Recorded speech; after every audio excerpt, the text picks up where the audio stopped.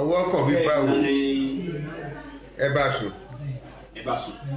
ó bá sùn o ọmọ ọdún mẹ́jọ ló bá sùn lẹ́dẹ̀ ọwọ́ ti bá a ó sì ti fẹnu ara rẹ̀ jẹ́wọ́ ẹ gbọ́ kúlẹ̀kúlẹ̀ rẹ̀ nú àkójọpọ̀ ìròyìn lónìí akànnì ká fi dami tútù wájú ká fi tẹ̀lẹ̀ tútù ní ẹ káàbọ̀ sínú ìròyìn tòní ìpàdé ọlọ́mọlé ọlọ́mọlú ọlọ́mọ orílẹ̀-èdè níbi tọmọdé tí mọ ọwẹ́ ta ti ń bá gbà jẹun ọmọdé ni bàbá ìbásùn ìmáàmù ni ẹni tí ẹ̀ ń wò yìí kí ló wá fà á kí ló dé bó ló ṣe bọ́mọ ìsùn só fi pápá sùn ní ọmọ ọdún mẹ́jọ yóò tiẹ̀ fi pápá sùn ní kò sí ìbéèrè nù yùn ẹ bá ẹ̀kúnrẹ́rẹ́ nínú àkójọpọ̀ ìròyìn lónìí ẹjá kò ń bẹ̀ ẹjá lọ tààràtààrà sí ọ̀dọ̀ Ishaq Olóyèdé ti ẹgbẹ́ Murik ẹni tó dá sọ̀rọ̀ yìí ni à ń retí kan dá sí i. bóyá ìdí nìyí tó ṣe gba àárín àwọn lọ́balọ́ba lọ àtàwọn sínétọ̀ níbi public hearing tá a mú wá fún yín lánàá níbi tí àwọn ọba Yorùbá ti ń béèrè fún ìpínlẹ̀ tuntun tí àwọn ti apá kan south táwọn ń béèrè fún reform àti constitutional review ṣùgbọ́n ohun tí Murik rè ṣe ń bẹ òye wa nǹkan mẹ́ta ló ń béèrè fún. alákọ̀ọ́kọ́ ó ní kán fáwọn lọ́lídé Friday pé kán fi Friday ṣe public holiday bí àwọn kìrìsìtẹ́nì àwa kìrìsìtẹ́nì yàrá báyìí ṣe lọ sí ibi iṣẹ́ lọ́jọ́ Sunday tí gbogbo ayé máa gbọ́lidé ó nítorí gbogbo kìrìsìtẹ́nì ní gbogbo ayé ṣe ń gbọ́lidé lọ́jọ́ Sunday wípé òun fẹ́ kí gbogbo ọmọ Nàìjíríà náà máa gbọ́lidé lọ́jọ́ Friday ìtumọ̀ ẹ̀ náà ni wípé ọjọ́ mẹ́rin péré lẹ́ẹ̀mọ́ fi ṣiṣẹ́ nínú ọjọ́ méje nínú ọ̀sẹ̀ ó ní torí holiday mẹ́jọ tó wà fún ọmọ Nàìjíríà ó ní kírísítẹ́nì tí kó márùn-ún bẹ́ẹ̀ ó ní ó favour Christian Christmas ni o Boxing Day ni o New Year Good Friday Easter Monday Muslim holiday Idi Kabir Idi Fitri àti Malud ó ní márùn-ún ní kírísítẹ́nì kó ó náà kó mẹ́ta oníṣẹ̀ṣe ń kọ́ oníṣẹ̀ṣe mọ̀ ń gọ́ra wọn o oníkálukú ni ó jà fún orí rẹ̀ ó lóun fẹ́ kán báwọn fi Friday sí ọjọ́ Jímọ̀ olóyin ó ní kí gbogbo ẹ̀ pa lọ́lọ́ kẹ́fìrí bọ́dí mọ́ lọ́ọ́ fi iṣẹ́ olóde abẹ́ ẹ̀ àmọ́ òwe ìjọba ó gbọ́ sí lẹ́nu bẹ́ẹ̀ náà ló wá ń sọ ó ní ti sàríà yẹn gangan ló mú láyà òun o wípé àwọn fẹ́ kí sàríà wà ní Edo State àti gbogbo ilẹ̀ Yorùbá mo ní ṣé bẹ́ẹ̀ tí ń ṣe kò kárí àlùwàlà lórí ọ̀rọ̀ sàríà ṣe ń tanra yín ni ẹgbẹ́dé Ìbàdàn lọ́jọ́ sí aṣọ fún yín ẹgbẹ́dé Ọ̀ṣun ẹgbẹ́dé Èkìtì aṣọ fún yín pé kò sí sàríà ní ilẹ̀ Yorùbá àwọn kan ní wọ́n ti ń practice ẹ̀ lẹ́kọ̀ọ́ tipẹ́tipẹ́ wọ́n ti ń practice ẹ̀ nílẹ̀ Yorùbá tipẹ́tipẹ́ kìdí ẹ̀ ṣe sàríà làwọn fẹ́ ṣe kíní kan náà fẹ́ ṣe wọn pè ń sàríà tààrà wọ́n sàn tanra wọn àṣírí ti wá tú báyìí yóò afẹ́fẹ́ ti fẹ́ àti rí fúró adìyẹ ó wá ń kàn lábẹ́ fún àwọn senate wípé kan fi sínú constitution ẹlẹ́ẹ̀kẹta bẹ̀ ó ní àwọn fẹ́ kí nìkáì kó jẹ́ marriage Islamic marriage pé kán fi sharia kán fi ṣe òfin tí ó gbà lẹ́yìn bí àwa náà ṣe lọ́mọ ṣe magistrate tá a lọ magistrate tá a ṣe ó náà fẹ́ kán recognize ṣe pé kán tún wá dá kan lẹ̀ tí ń jẹ́ fiancé oríṣiríṣi fiancé Islamic court àbí ó ṣàṣọ gbogbo ẹ̀dá lẹ́ẹ̀rán dáradára ó ní weekend di Sunday Saturday àti Sunday ó ní àwọn 7 day wọ́n máa ń lọ ṣọ́ọ̀ṣì lọ́jọ́ Saturday ó nítorí kìrìsìtẹ́nì náà ṣe dá Saturday náà ṣe dálẹ̀ ó ní Sunday torí kìrìsìtẹ́nì 7 day fún àwọn fún Saturday àwa kìrìsìtẹ́nì yòókù fún ọjọ́ Sunday ó ní kí ló dé tí wọ́n fáwọn náà lọ́jọ́ Friday ó ní tẹ́lẹ̀tẹ́lẹ̀ kí kolonia tó dé àwọn amúnilẹ́rúsìn ó ní Thursday and Friday ó lóun lọ́lídé àwọn mùsùlùmí báwa náà ṣe ní bó ṣe ní àwa ní Saturday and Sunday ó mọ̀ ga o gbogbo ilé ayé náà ti ń lo Sunday ẹni tí ó bá gba tí ó bá sọlídé tí ó bá ní lọ ibiṣẹ́ lọ́jọ́ Friday kó máa lọ Dubai kó máa lọ Saudi Arabia ẹ rí pé gàlìgàlì àwọn aráabí ń pọ̀ èyí tó yẹ kán mójútó wọn mójútó ara wọn ní ń bọ́ ọmọ ọdún mẹ́jọ sùn yẹn bóyá kán ti ẹ̀ fi sínú sàríà nínú sàríà tó fẹ́ kàn lẹ́nu bóyá kán fi sínú òfin náà ó wà ní òfin gan tẹ́lẹ̀ àmọ̀dí tán ṣe practice ẹ̀ pé èèyàn kankan ò gbọ́dọ̀ bá ọmọ ọdún minor sùn ó yẹ àwọn tó yẹ kán mójútó nìyẹn ọ̀rọ̀ rẹ̀ ẹgbẹ́ yẹ̀wò ẹ̀yin oníṣẹ̀ṣe dà ẹ ti sùn ẹ hanrun ẹ tiẹ̀ wá jà fúrí ara yín rárá ṣé kìrìsìtẹ́nì ni ó wàá jà fún yín àbí mùsùlùmí táwọn ń jà fúnra wọn náà jà fún yín ìṣe ó mà ṣe o. àwọn nìkan náà lọ́lídé wọ́n ní bọ́n ń ṣe ìṣẹ̀ṣe dé bọ́n ń ṣe ìṣẹ̀ṣe àgbáyé bọ́n ń ṣe Ṣàngódé bọ́n ń ṣe Ọ̀yádé bọ́n ń ṣe òrìṣàdé ìmù kan máa ṣe nífẹ̀ẹ́ kì í ṣe gbogbo Nàìjíríà náà ti ń fún ọ lọ́lídé kì í ṣe gbogbo Nàìjíríà ẹ dárúkọ holiday kan tí gbogbo òṣèṣe tán mọ́ fún ọlọ́dìdé papọ̀ kì í ṣe state by state ni mo ń sọ o federal ṣé ìṣẹ̀ṣe ò ní ọjọ́ táwọn náà ní ọdún tuntun ni mùsùlùmí lọ́dún tuntun wọ́n ṣe tí wọ́n ní last month ni kìrìsìtẹ́nì ní new year ọdún wo ni ti ìṣẹ̀ṣe mọ̀ ń gọra wọn o kò sákọọ́lẹ̀ ẹ̀fẹ̀ kan adulterate ẹ̀ ṣùgbọ́n ó yẹ kí àlàyé mọ̀ wà kẹ́yìn náà ẹ̀yin lẹ́sìn súnmọ́ àwọn politician yìí jù anyway pé àwọn ọba represent yín lánàá wọ́n sọ̀rọ̀ ń pa yín lánàá nípa ìpínlẹ̀ tuntun náà rèé sọ ń bẹ́ẹ̀ ó máa ṣe o ṣé ká láwọn mùsùlùmí wá dúró páwọn ọba alẹ́ Yorùbá ó represent àwọn ṣé wọ́n gbé gbèsè wọn lọ kò sí babaláwo ń bẹ kò sóníṣègùn ń bẹ kò sádífá ń bẹ mo sì mọ àwọn kìrìsìtẹ́nì wọn mọ bọ́ sí wọn ẹ mọ àwòrán yín rà.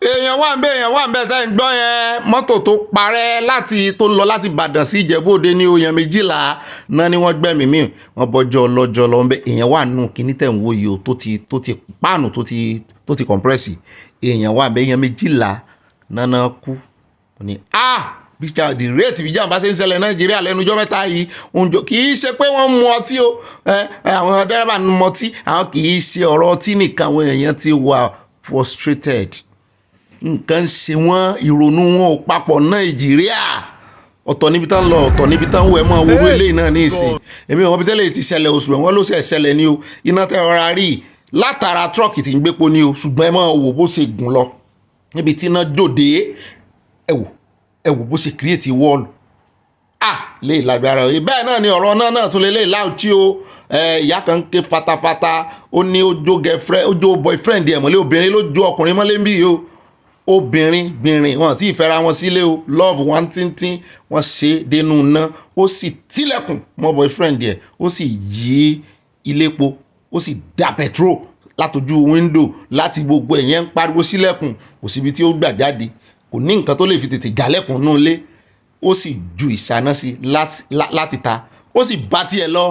They say relationship no be by force o marriage no be by force o see wetin one man's girl do im boyfriend. ẹ jẹ́ wá tara ṣàṣàkà sáré dé ọ̀dọ̀ Wike ọ̀rọ̀ Wike make sense lélẹ́yìí o Arẹ́gbẹ́ ló ta sí ó ní Arẹ́gbẹ́ ṣe mínísítà fọ́dún 8 ó ní bẹ́ẹ̀ bá rí bọ́n ṣe passport ìrandànrandàn èmi náà sì rántí láyé ìgbà Arẹ́gbẹ́ ó tó oṣù 6 oṣù 8 ó lè mọ́ ti rí passport gbà ṣérú àwọn yẹn ló wá fẹ́ tòlù àwọn tán rí odidi ministry ẹ̀yọ kan tó sáà náà fẹ́ tòlù lóòótọ́ Wike ní tiẹ̀ lọ́wọ́ oṣù mọ́ ó bá ń sòótọ́ ọ̀rọ̀ ẹ já wọn gbé yẹ̀ wò ká sì mọ yọ síra wọn o. These are the same people that want to rescue Nigerians. You are Minister for Interior here to go and get a international passport. You will spend weeks and months and years before you get the international passport. But look at a young boy. Look at a young boy. See what you have done. Within hours, you got your international passport. And yet, you come and tell us Nigerians are angry. Nigerians are angry with you for not making it possible for us to have an international airport as quickly, international passport as quickly as possible. Nigerians are angry with you. Nigerians are what? Angry with you. ẹ jẹ́ wá tara ṣàṣà kádẹ́nù ròyìn tí ó mọ̀ tẹ̀lé o ọ̀pọ̀lọpọ̀ àwọn èèyàn ló ti ń bi mí ó gbọ́ ọ̀gbẹ́ni Bobby wọ́n ní wọ́n tún fẹ́ ta presidential jet ṣé lè tán sẹ́ẹ̀rà ni mo léwo náà sẹ́ẹ̀rà wọ́n láwọn ò rà kankan wọ́n láwọn refurbish ni wọ́n ní òótọ́ wọn ra tuntun ṣùgbọ́n refurbish ni ṣùgbọ́n ilé tẹ́ wá ń wo ìtàn fẹ́ ta yìí wọ́n ní kì í ṣe léyìí tí wọ́n sẹ́ refurbish fún ààrẹ Tinubu o wọ́n lé léyìí ni wọ́n rà nígbà tí bóyá refurbish náà rà láyé Ọbásanjọ́ wọ́n ló ti rẹ̀ ẹ́ wọ́n nítorí ẹ̀ wọ́n rè gbé for sale ní Switzerland pé kán bá wọn tà á ẹlẹ́lò ní àti ìmọ̀ye o bọ́ bá fún wa ní kúlẹ̀kúlẹ̀ iye tán fẹ́ tà mo ní bóyá àyà tiẹ̀ lè ra àyà ní òun ò ra àlòkù tán bá auction ní ẹ̀ńkọ́ tí ò wọ́n ju àyà ó lóun ò rà àmọ́ jẹ́ kẹ́ ẹ gbọ́ ẹ já kó lórí ìròyìn yìí ẹ mọ̀ wọ̀rí Brazil tààrẹ yín wà wọ́n ní aeroplane tí ó gbé wọn padà bẹ́ẹ̀ náà ni àṣìṣe tá a ṣe lánàá èmi ni mo ṣàṣìṣe o ń tà àyà kọ́kọ́ ni mo kà ààrẹ Tinubu ti padà dé Nàìjíríà o. Like something at Tagam. women are our supporters. Our government are not doing the right thing.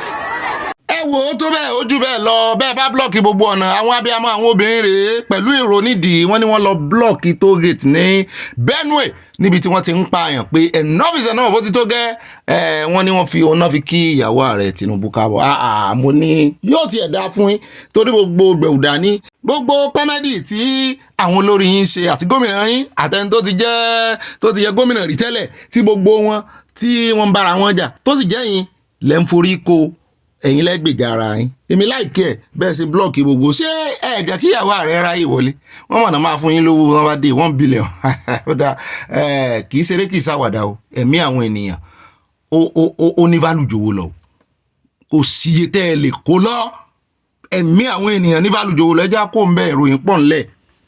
bẹ́ẹ̀ ni ipá ní fi ń báwọn èèyàn lò ẹ mú ọ ní tipátipá ni kì í ṣe bí ẹ ṣe sáyé nìyẹn Ọbásanjọ́ ò ṣe bẹ́ẹ̀ tó bá ṣe bẹ́ẹ̀ ni ṣé wọ́n rọ́nà lọ ni kì í ṣe PDP lọ́ba ń jọ ìṣèjọba ni Jonathan ò ṣe gbogbo ẹ ṣé gbogbo olùkẹ́ tí Jonathan tí yóò ṣe ń gbà tí wọ́n ṣe tí wọ́n ṣe yìí ṣé kò wá ní lẹ́yìn yóò lẹ́yìn o gbogbo wàtẹ́yìn bá wù Ọlọ́run bá fi pamọ́ fún ni ọbẹ̀ ẹlẹ́sàn lọ́lọ́run ẹ̀wọ̀n ṣe nígbà tó pé àwọn tí wọ́n ti ṣèjọba yẹn orí tí wọn ò pé èyí jẹ́ tán àjẹsẹ́kù lèyàn máa jẹ o wọn ò jẹ àjẹsẹ́kù wọn ń jẹ tán ni kí wọ́n má wá kó ogun wá Nàìjíríà o wọ́n ṣe ní ṣe pé tí Nàìjíríà ò bá fọ́ kó fọ́ ní jẹ́ ń ṣe yìí torílẹ̀-èdè Nàìjíríà ò bá fọ́ ìlú kó fọ́ ni wọ́n lù kì í ṣèlú pé àti Yorùbá àti Haúsá àti Yíbò àti gbogbo ethnic tí ń bẹ lórílẹ̀-èdè Nàìjíríà kájọ ṣàṣepọ̀ wọ́n fẹ́ máa pé kí àwọn ẹ̀yà tó máa kọjú ìjà síra wọn ọgbọ́n tí wọ́n ń dá nìyẹn gbogbo àwọn àgbàgbà Nàìjíríà dẹ̀ ti rí wọ́n ti rí wọn o gbogbo àwọn ológun tí wọ́n ti jagun fẹ̀yìntì náà gbogbo wọn náà wọ́n rí ní tí ń ṣẹlẹ̀ yìí kò sẹ́ni tó fẹ́ kílẹ̀ bàbá rẹ̀ ó bàjẹ́ o.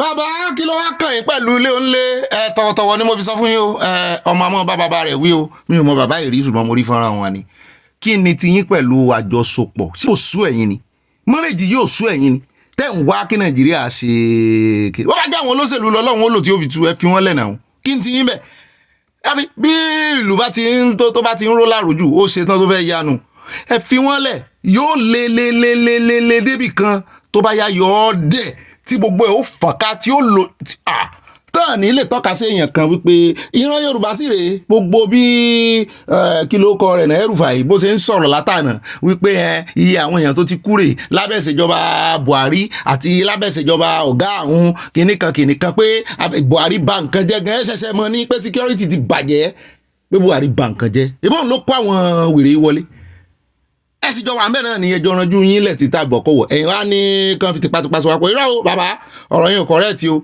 wọ́n lè mọ́ síjọba dáadáa ṣùgbọ́n eléyìí tí Sátánì ń lò wọ́n fún iná kan fi bàjẹ́ torí ẹ̀ ló ṣe máa ń ṣe mí kàyéfì wípé kí ló ṣe àwọn èèyàn wa tí wọ́n mọ̀ túmọ̀ òmìnira ṣe wá di àjèjì sí wọn báyìí nǹkan bàjẹ́ tó yìí ó sì ti sọ ibi tóun lọ ó ti júwe ibi tóun lọ ẹ̀ tún fagídí fẹ́ mọ̀ gbọ́ wá sí bàbá yìí ságídí lèèyàn fi jọ ń gbé pọ̀ ni ara àṣòro tá a ní nínú ìrìn àjò òmìnira rèé o òye òye àwọn èèyàn rárá àṣìn òye kálóye yé wọn kò tiẹ̀ ní ìdípà ń pariwo kí la fẹ́ ṣe tó yẹ ó fi yé wọn ojúde ibi tá a dénú ìkórìtà ibi tá a dénú nísìn kí la fi ẹwòrú bàbá yẹn wo bó ṣe ń làágùn bó ṣe ń ṣakitiyan òótọ́ ọ̀rọ̀ ló sì fẹ́ sọ ṣùgbọ́n ọ̀rọ̀ wọn sọ̀rọ̀ já òmìnira ẹ̀ ń torí ìgbèkùn ẹ̀ ń torí àhámọ́ ẹ̀ ń làágùn tó yìí ẹ bá lo gbogbo ẹnájì sórí pẹ̀ ń wo òmìnira náà.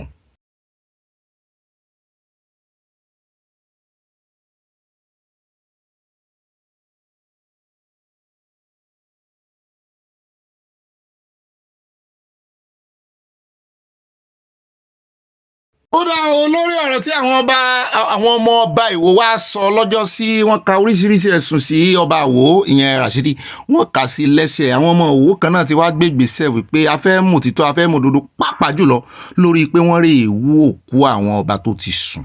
ẹni tó sì lọ ṣe fídíò yìí tó lọ ṣe fọ́nrán yìí bí ìbá ṣe gba ìtò ẹ̀kẹ́ ìbú náà ní ṣé ó ń ṣe ẹ̀kẹ́ ìbú mo rò pé ara àwọn tó fẹ́ràn Rashidi ni ṣùgbọ́n àìwárú ẹ̀ kù irú ẹ̀ máa jẹyọ aṣáàdùpẹ́ pé ó dìde ó lọ torí tó bá tí ì bá ṣe àwọn tó fẹ́ ti Rashidi tàbí tó jẹ́ èèyàn rẹ̀ wọ́n lè mọ̀jẹ̀ kan wọlé ṣùgbọ́n wá ń ṣàtótónu orí wọn tó fi hàn wá rèé ṣùgbọ́n kò mọ̀ tán ó tẹnu bá gbogbo àwọn ọmọ ọba tó jáde wá sọ̀rọ̀ èmi sì lérò wípé àwọn ọmọ ọba yẹn náà wọ́n jáde wá fi ẹ̀rí hàn ibi tán wú àtàwọn òkúta wọ́n bá mélòó ló ti jẹ́ ń lu wò ẹlẹ́ẹ̀kẹ́ ló ní Rasidi ṣùgbọ́n ká tó lọ gbogbo bẹ̀rùn tó rà àmọ́ fìdí òtítọ́ múlẹ̀ àmọ́ wá òdodo gan gidi ni àmọ́ tulẹ̀ àmọ́ wálẹ̀ jìn ẹ jẹ́ àkọ́kọ́ gbọ́ fọ́nrán níbi tó ń ti fẹnu gan sọ wípé ibi tí àwọn ọmọ ọba tán fẹ̀sùn kan Rasidi sí wípé ibẹ̀ ló lọ́ọ́ fi ẹ̀sìn ọba rẹ̀ sí níbi tó ti wú òkú èmi náà rí nǹkan kan tán wú ń bẹ̀ arákùnrin tó sì ṣe fídíò yìí náà ti ń janú nú ẹ̀ òun náà dọ́gbọ́n sọ wípé ibi iná sin wọ́n sí tẹ́lẹ̀ ẹ jẹ́ àkọ́kọ́ gbọ́ náà ká wá ṣàlàyé lé lórí. ẹ wo kábíyèsí wọ́n kàǹpù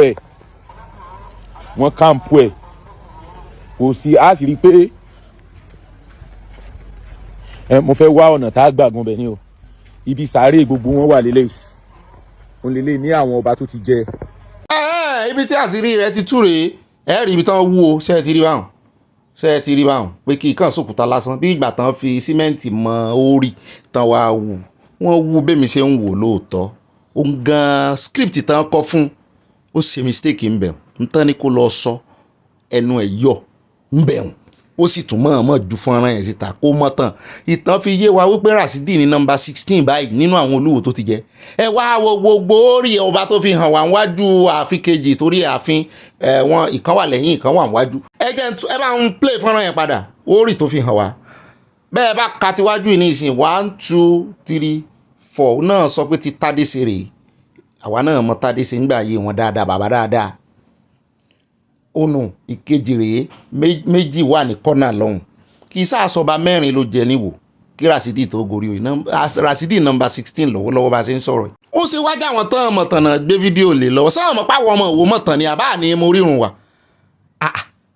àwọn ọmọ ọba yẹn wọ́n fẹ́ discredit wọn ni o ṣùgbọ́n wọ́n fẹ́ káwọn ọmọ ọba náà kán jọ Akpoti tó wọ́n láwọn lẹ́rìí gbogbo bó ṣe wú àwọn òkú àwọn ọba at least 16 ni bí wọn bá tiẹ̀ wàá mọ nǹkan a mọ̀ pé 16 kìíní kan 16 kìíní 16 century lọ́ba ti ń jẹun wò tó fi pé 16 ní ìsìn ọba sì kì í sí ìsọdún mẹ́rin lọ́ba máa ń lòkò tó kó lórí oyè àbọ̀dún mẹ́jọ kì í ṣe 2 times ó dìgbà tó bá kú ìtumọ̀ ẹ̀ náà ni pé ọ̀nà jìn ọdún gorí ọdún ìgbà gorí ìgbà nídìí èyí gbogbo orí wọn kò sí bó ṣe lè bí àṣà bí ilẹ̀ ṣe lè rí bó ṣe lè rí bá orí wọ́n sì rí wípé láyé àtijọ́ gan wọn ìmọ̀ nǹkan lé wọ́n máa ń ṣe bí ìgbà tán bá mọ ebè ni wọ́n wá tẹ́ nílé yóò sì wà ń bẹ̀ táyé àtijọ́ yẹn gan ìrí táyé òde òní ni máa ń rí nídìí èyí kàn fi ojú orí gbogbo àwọn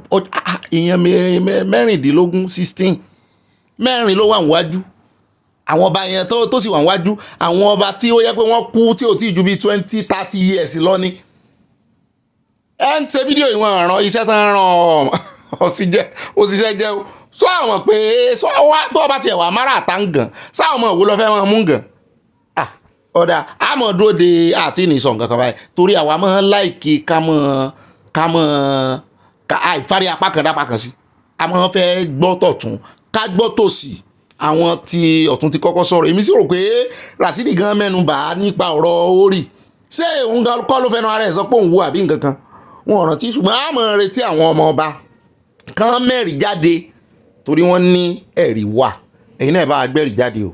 ṣe mẹ́dọ̀ ẹ̀yin arọ́bà fún ẹ lọ ṣe mẹ́dọ̀ kẹ́ mẹ́fà ibùn ìṣẹ̀dá àwọn bàbá yìí mọ mẹ́lẹ́ pé Ọlátúbọ̀tán Tádé ṣe lélẹ́yìn ọba tó gbéṣẹ́ pẹ̀lú wò tó jẹ mo dá ilé ìmọ̀ eléyìí nìkan ni ìmọ̀ ibùn ìṣẹ̀dá àwọn bàbá yìí yóò mọ ṣàdúrà fólúwò tó débẹ̀ yìí pé ọba yìí ó dé ọ́tà ìsì ẹ̀ ẹ̀yin kan sì ní ó ti wú ó ti ké egun rẹ̀. ẹ jẹ́ wá kó ń bẹ́ẹ̀ ẹ jẹ́ adé ọ̀dọ̀ arákùnrin yìí ọmọ Nàìjíríà ń ṣe bẹ́ẹ̀ o èmi kọ́ ni wọ́n ṣe àtótónu mi sí o èèbó ló fi sọ ṣùgbọ́n àwọn èèyàn ti ń discover nǹkan Nàìjíríà nígbà tí ìṣòro bá ti pọ̀ jù abájọ tó lóyìnbó fi sọ wípé necessity is the mother of invention iná ọ̀rọ̀ ìmọ́lẹ̀ iná ìjọba Nàìjíríà ti di nǹkan omi turbine òun làwọn èèyàn tó fi ń pàwà iná ní ìsìn ò ní ìdí epo ó sì ń ṣiṣẹ́ bí mo ṣe rí yìí o. in fact kì í sọ̀rọ̀ solar kì í sọ̀rọ̀ battery kì í sọ̀rọ̀ petrol kì í sọ̀rọ̀ diesel kì í sọ̀rọ̀ pé wọ́n ń gbé kinní kan sínú oòrùn omi náà fi ń pàwà bí ìgbà téèyàn bá fi kanji dààmú pàwà ó sì ní 1 megawatt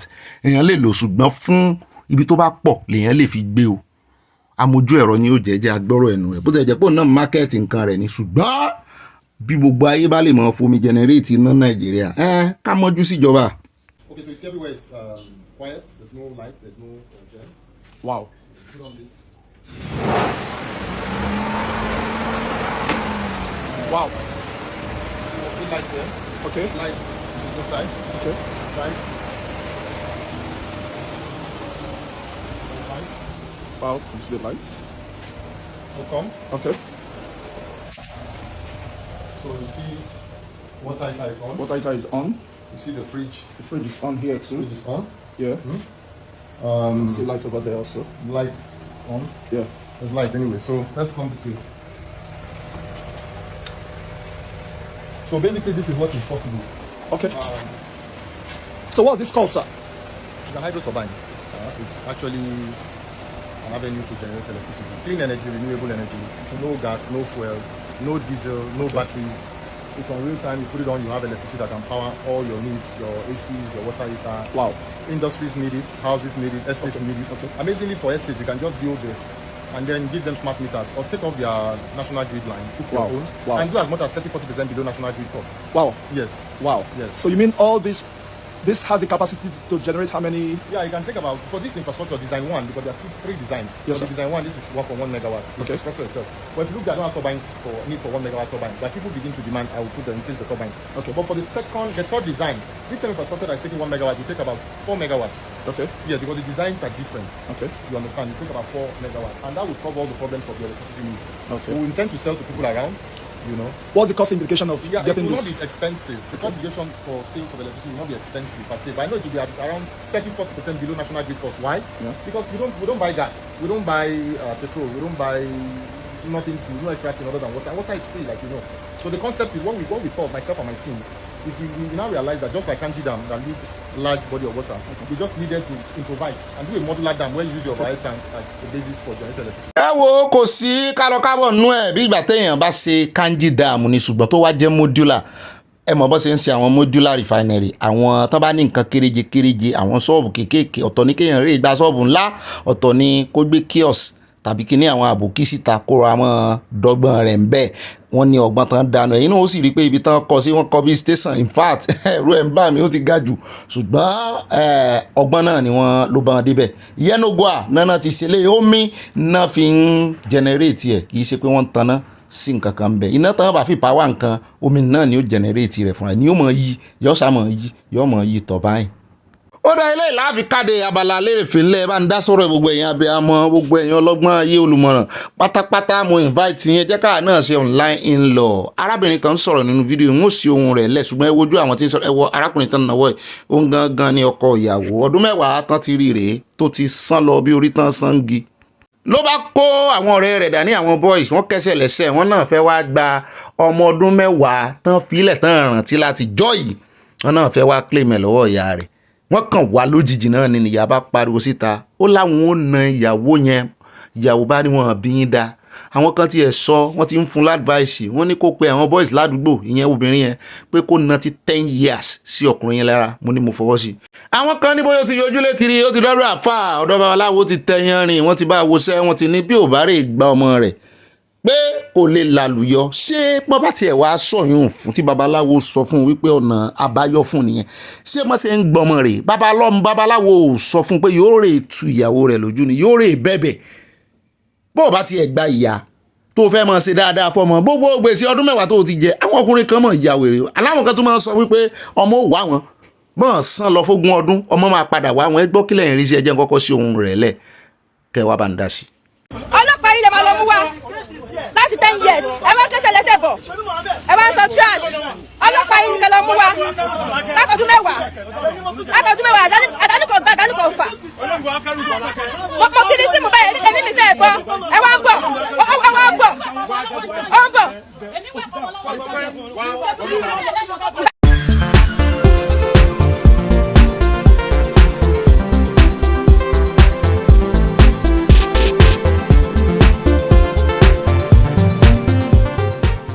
ìbáṣepọ̀ Olúwa kò tí wà ní tiwa ló yẹ ká wá máa wí nígbà tẹ́ṣù dógùn dìde ọpẹ́ o ọpẹ́ ní f'Olúwa bàbá wa olóore àṣekà kábíyèsí kábíyèsí rẹ o àfọpẹ́ fún Jehovah tó gbà wá lọ́wọ́ ọ̀tá àdúpẹ́ Olúwa.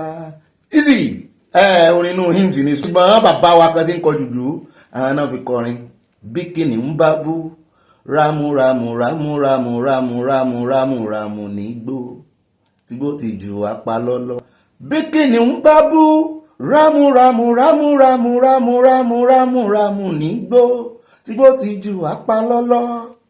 Dáyọ̀ ló ń pèdè wọ́ndà ló ń sọ̀rọ̀ kẹ́nìbọ́dì má máa pariwo èmi ń sọ̀rọ̀ lọ́wọ́ ìwọ ń lùlù gángan bí ó bá sì tọ́ba ni ó tọ́ba ni ó tọ́ba bí kò bá sì tọ́ba èmi bá falu rẹ̀ yá bí ó bá sì tọ́ba ni ó tọ́ba ni ó tọ́ba ni ó bí ó bá sì tọ́ba èmi bá falu rẹ̀ yá ó yá jókà jókà jókà jókà jókà jókà jókà Diamond ló fi dágbádá ló fi dẹ̀wù ló fi dá ṣòkòtò ó tún wá fi dá bàtà tó fún ọtán ó yá bọ́bọ́ta wọ́n yọ àyàtà wọ́n yọ àwọn olólùfẹ́ mi tà wọ́n yọ bọ́bọ́ta wọ́n yọ yéye àyàtà wọ́n yọ.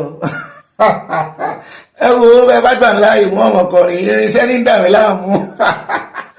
ìbáyọ̀ yín náà ni ẹ gbọ́dọ̀ rẹ́rìn kì í sì sẹ́rìn ojú kì í sẹ́rìn orí ahọ́n nìkan n fẹ́ kẹ́ ẹ rẹ́rìn délẹ̀ kẹ́ ẹ wà relieved níta ẹ wà ń lo ìbò ẹ ti ṣiṣẹ́ how many hours ẹlòmíì ṣe 18 hours ẹlòmíì tún ṣe extra mọ́ ní Sunday nísìn èmi náà lọ bí iṣẹ́ o mo lọ bí iṣẹ́ lẹ́yìn báyìí so mo fẹ́ kí agbọ́dọ̀ ní nǹkan kan tá a fi ń rí àwọn tí Nàìjíríà ń jayé owó ni ò sí owó náà sì rèé ó wà lọ́wọ́ wọn kò kàn níyì ni wọ́n ń jayé Nàìjíríà o lè wọ ṣọ́ọ̀bù kan ní ìsìn ó kàn bẹ̀rẹ̀ fàájì kó dágò lẹ́fà àwọn tiẹ̀ o lè pa àwọn ọ̀rẹ́ rẹ kẹjọ pàdé irú èní Sunday ní ìsìn ó níbi tán ládùúgbò sádùúgbò àwọn tí ó mọ̀ gbá bọ́ọ̀lù ó mọ̀ gbá bọ́ọ̀lù àwọn tí ó mọ̀ mú nǹkan ládùúgbò náà mọ̀ mú àwọn tó mọ̀ jẹ pọ̀mọ́ alátọ̀ ó mọ̀ jẹ́ àwọn bọ̀rọ̀ alẹ̀ orí àwa náà ń ṣẹlẹ̀ kọ̀ọ̀kan bí ṣùgbọ́n bọ́ọ̀bà ṣe rú rẹ̀ kò síbi tí ọmọ ti lè play nínú ilé níta àlejà rẹ̀ ní environs ibi tá a ti máa ń play ibi méjì ni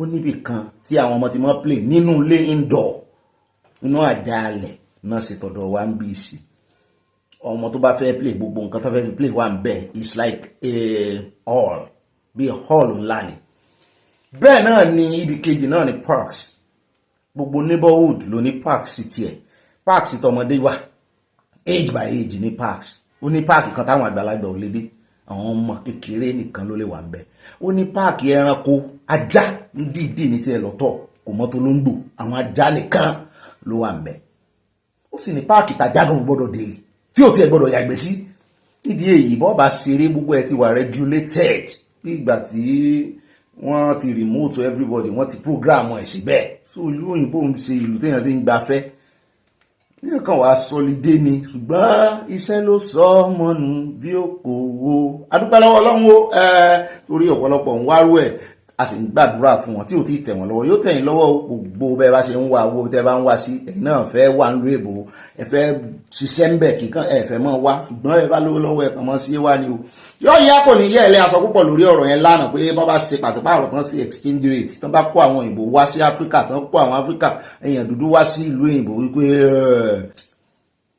bàbá fi rọ́dún kan ẹ rí i pé wọ́n tún ba owó ẹ̀jẹ̀ láyé ìlú èbò láwọn Áfíríkà tó bá kó wa ìyá wa kan ti ẹ̀ sọ nípa ti South Africa wọ́n nígbà táwọn white tán rúùlù wọ́n ní iná wà 24/7 wọ́n ní bẹ́ẹ̀ dé South Africa ní ìsìn tí rí èèyàn dúdú ti ń rúùlù wọ́n ní bí Nàìjíríà nínú àwọn ọmọ ní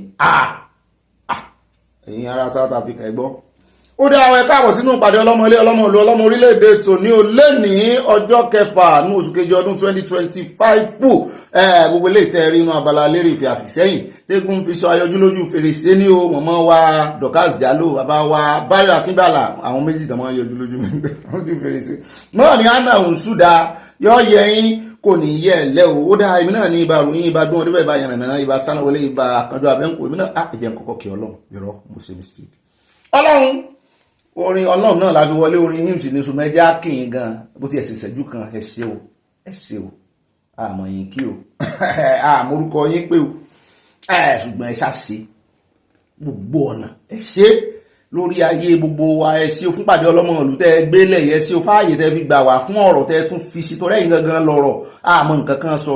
tó bá wo style Bobby àtàyà bọ́ ṣe ń kàròyìn, kì í ṣe báwọn yẹn ṣe máa ń kàròyìn rèé, bọ́ bá ṣe fẹ́ kàròyìn ẹgbọ̀ táwọn ní lánàá. bẹ́ẹ̀ náà la gbọ́ wípé ní ìlú Kìnìún náà ni wọ́n ní ìṣẹ̀lẹ̀ kan ti ṣẹlẹ̀ tó wọ́n ṣe máa ń kànú, ṣùgbọ́n àwa bí bàtà yàkó nù lànà ni Ọlọ́run ló sì ní orí bẹ́ẹ̀ wọ́n wá sí ń kàròyìn tí àbí bàtà ń discuss ẹ sì gbà bẹ́ẹ̀ àwa ní ìfọpẹ́ fọlọ́run.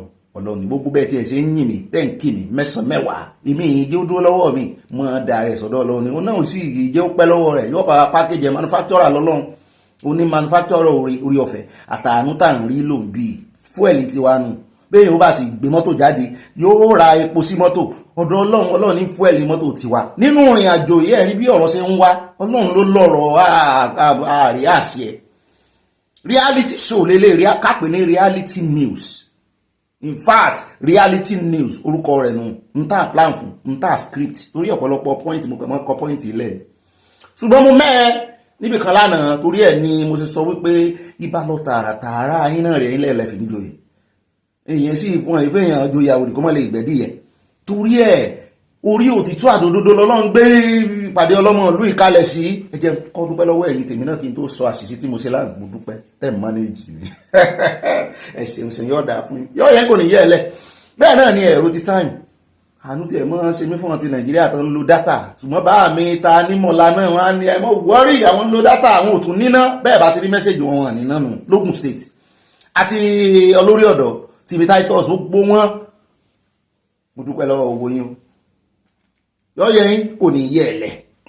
lọ́rọ̀ kan lánàá mo mẹ́ẹ̀ níbi ìròyìn tí mo wá fún àyà ti sọ̀rọ̀ gbá mi lórí àyà sọ̀rọ̀ sí mi èmi náà sì gba ẹ̀bi mi lẹ́bi ó ní sóun kọ́ ibo ni mo ti rí ó bá mú script jáde kí n mú script tó ń fún mi ibo ni mo ti rí tí mo sọ tó ń sọ pé Tinubu ti padà sí Nàìjíríà mo ní sírò ọkàn mi ni mo wá ká jáde Tinubu ò ti padà Nàìjíríà wọ́n ló sẹ̀ lọ Brazil ni ó láti St. Lucia ó ti darí sí Brazil ẹ má bínú o my bad mo lẹ́bi ó dá ẹjẹ́ àmọ́ bá ìròyìn bọ̀ ẹ ń bá lọ ló bá kú ẹ mọ̀ jẹ́ àpẹ́ rárá ẹjẹ́ á darí sínú àkórí ìròyìn wa.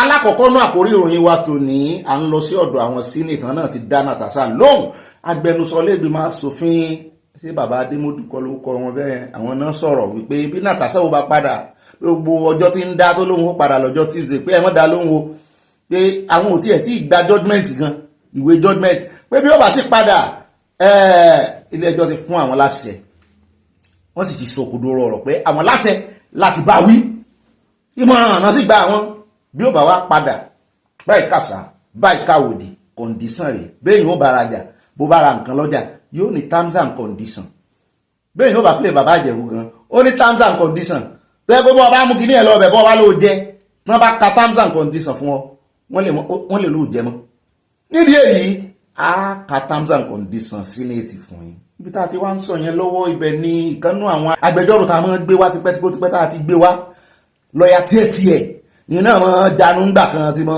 ṣùgbọ́n ó ń jọ pé lẹ́nu ọjọ́ mẹ́ta ìsáìdì àwọn mẹ̀kúnnù ló wà ó dúró gbàǹgbà báyìí ni ó ní òun mọ̀ ń pa ẹjọ́ lọ́ọ̀yà lòun analyst lòun ó wá wo ilé ẹjọ́ Nàìjíríà báyìí lápapọ̀ ó sì bẹ̀ tọ́ báyìí bẹ́kẹ̀lẹ̀bẹ̀ mo ní odidi ilé ẹjọ́ judiciary ó ní bẹ́ẹ̀ ni ó náà fìdí rẹmi ó náà dáwọn ọmọ Nàìjíríà kulẹ̀ lórí ẹjọ́ Natasha tán dá ó ní wọ́n confuse àwọn èèyàn mọ́ ni ó ní wọ́n mọ̀ confuse àwọn èèyàn ni wá ní confusion break ìbónú òye ipa double wàhálà for deady body double wàhálà for deady body na the owner of deady body. Melody bàbá wa Fẹlá wọ́n ríǹgì lórí mi ó ní ká gbóhùn láàyè fún ṣàlàyé fún wa wípé bọ́ ṣe ń dájọ́ kọ́nù bọ́ọ̀bà ọ̀dà ni kì í ṣe pé bóyá ọmọ wa pẹ́ gọlọgọlọ nítorí pé o fẹ́ gbèsè àwọn alágbára lẹ́yìn wo ló ti ẹ̀ dá ọmọ náà láàrín sí náà ń bọ̀ ń bẹ̀. ẹlẹ́ẹ̀kẹta tó jọrú rẹ̀ àdọ̀dọ̀ òbí ganu sí máìkì ní orí iléeṣẹ́ channels ìbò ẹ̀ pọ̀ wọn ni wọ́n gbé wá fẹ̀yìn tèmi àsọ Yorùbá mo kọ́ fẹ́ lo news yẹn ṣùgbọ́n ẹjẹ́ àsán Yorùbá gbogbo tí òbí sọ lára àkórí ọ̀rọ̀ kókó orí ẹ̀ gangan torí wọ́n ní bọ́rọ̀ bá dọ̀rọ̀ yẹn kókó orí ẹ̀ làádì mọ́ ẹ mọ́ òwe ni mo pa omi òsọ̀sọ́kúsọ bọ́rọ̀ bá dọ̀rọ̀ ọ̀ràn yàn kìí ṣe nǹkan míì tẹ̀ ń rò bọ́rọ̀ bá dọ̀rọ̀ yàn kìí ṣe nǹkan tẹ̀ ń rò torí àyà ti ń já mi lè kan náà bí iye òun ní kí ló dé ó dé kílé tó ń dárúkọ ọyàn mo ní nǹkan ṣe ọ tó gbọ́yàn mo ní ìyàn bọ́rọ̀ bá dọ̀rọ̀ yàn ẹ̀jẹ̀ sọ ní ẹjẹ̀ fi èkó sọ bọ́rọ̀ bá dọ̀rọ̀ yàn kókó orí ẹ̀ la máa ń gbá mú só ti yẹ bẹ́ẹ̀ wọ́n tì mí sí tí mo sọ wọ́n wá sọ ó ní bóun ṣe gómìnà tó nípínlẹ̀ òun ìyẹn Òbí ó ní pijó 406 lòún gùn kiri ó lóun ò bẹ̀rù ọ̀tá òun ò bẹ̀rù pé èèyàn kan ń yìn òun níbọn òun ò bẹ̀rù pé òun ò lo bulletproof ó kàn wá dédé yà ń lẹ́nu pé gbáwó lòun fìjọba lẹ̀ àtọmọdé àtàgbà local government chairman gan in fact gan wọ́n ní councillor míì gan ń lo bulletproof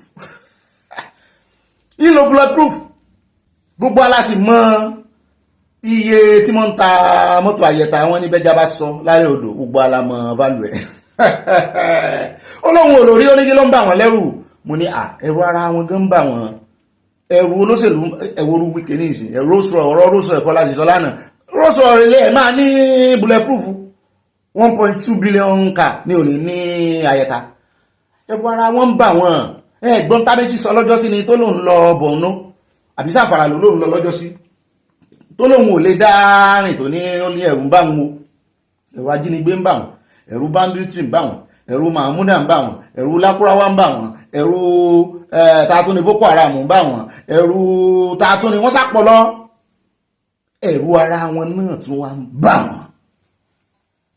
àmọ́ bẹ́ẹ̀ Òbí ó sọ púpọ̀ lọ́rọ̀ ẹ bá ń fi etí politics gbọ́ ẹ bá ń kọ́kọ́ fi etí normal etí gbọ́ létà ká tó wá fojú politics wò àwọn òótọ́ ọ̀rọ̀ kan jẹyọ nínú ọ̀rọ̀ rẹ̀ bàbá wa kó ń bẹ̀ tán á wà dé ìpínlẹ̀ Kwara níbi tá a ti gbọ́ wọn náà ti fi òfin de àwọn oníbàárà òmù ní ìpínlẹ̀ Kwara fòfin de àwọn oníbàárà ẹ gbọ́ ṣé bàárà oníbàárà náà pọ̀ ní mo ní ilẹ̀ Haúsá àlùmọ́jèrì wọn fẹ́ dọ́gbọ́n kọ́ àwọn àlùmọ́jèrì ńlẹ̀ ni à ń bọ̀ mẹ́ àfin ilé ìròyìn lẹ́kùnrẹ́rẹ́ bàbá kó ń bẹ́ta àwọ̀ àsáré bí ẹdẹ o arákùnrin kan ìmáàmù àwọn mùsùlùmí ni wọ́n lòun ni ó torí ẹdẹ tí ń lọ tó bẹ́ẹ̀ dẹ̀gẹ́ kí ló ṣe gangan tí ìwọ́de fi gbóná táwọn èèyàn fi ná wọn ló kù díẹ̀ kan gbẹ̀mí lẹ́nu ẹ̀ mo ní don't take law into your hands wọ́n ní sẹ́mi tí gbọ́n tó ṣe ni mo ló dìbì ìmáàmù mọ́sálásí ńlá wọ́n ní kí n ó gbọ́ ẹnu mi sọ̀hún kí n tiẹ̀ kọ́kọ́ béèrè náà kí ló ṣẹlẹ̀ mo ní kí ló ṣẹlẹ̀ kí n tó sọ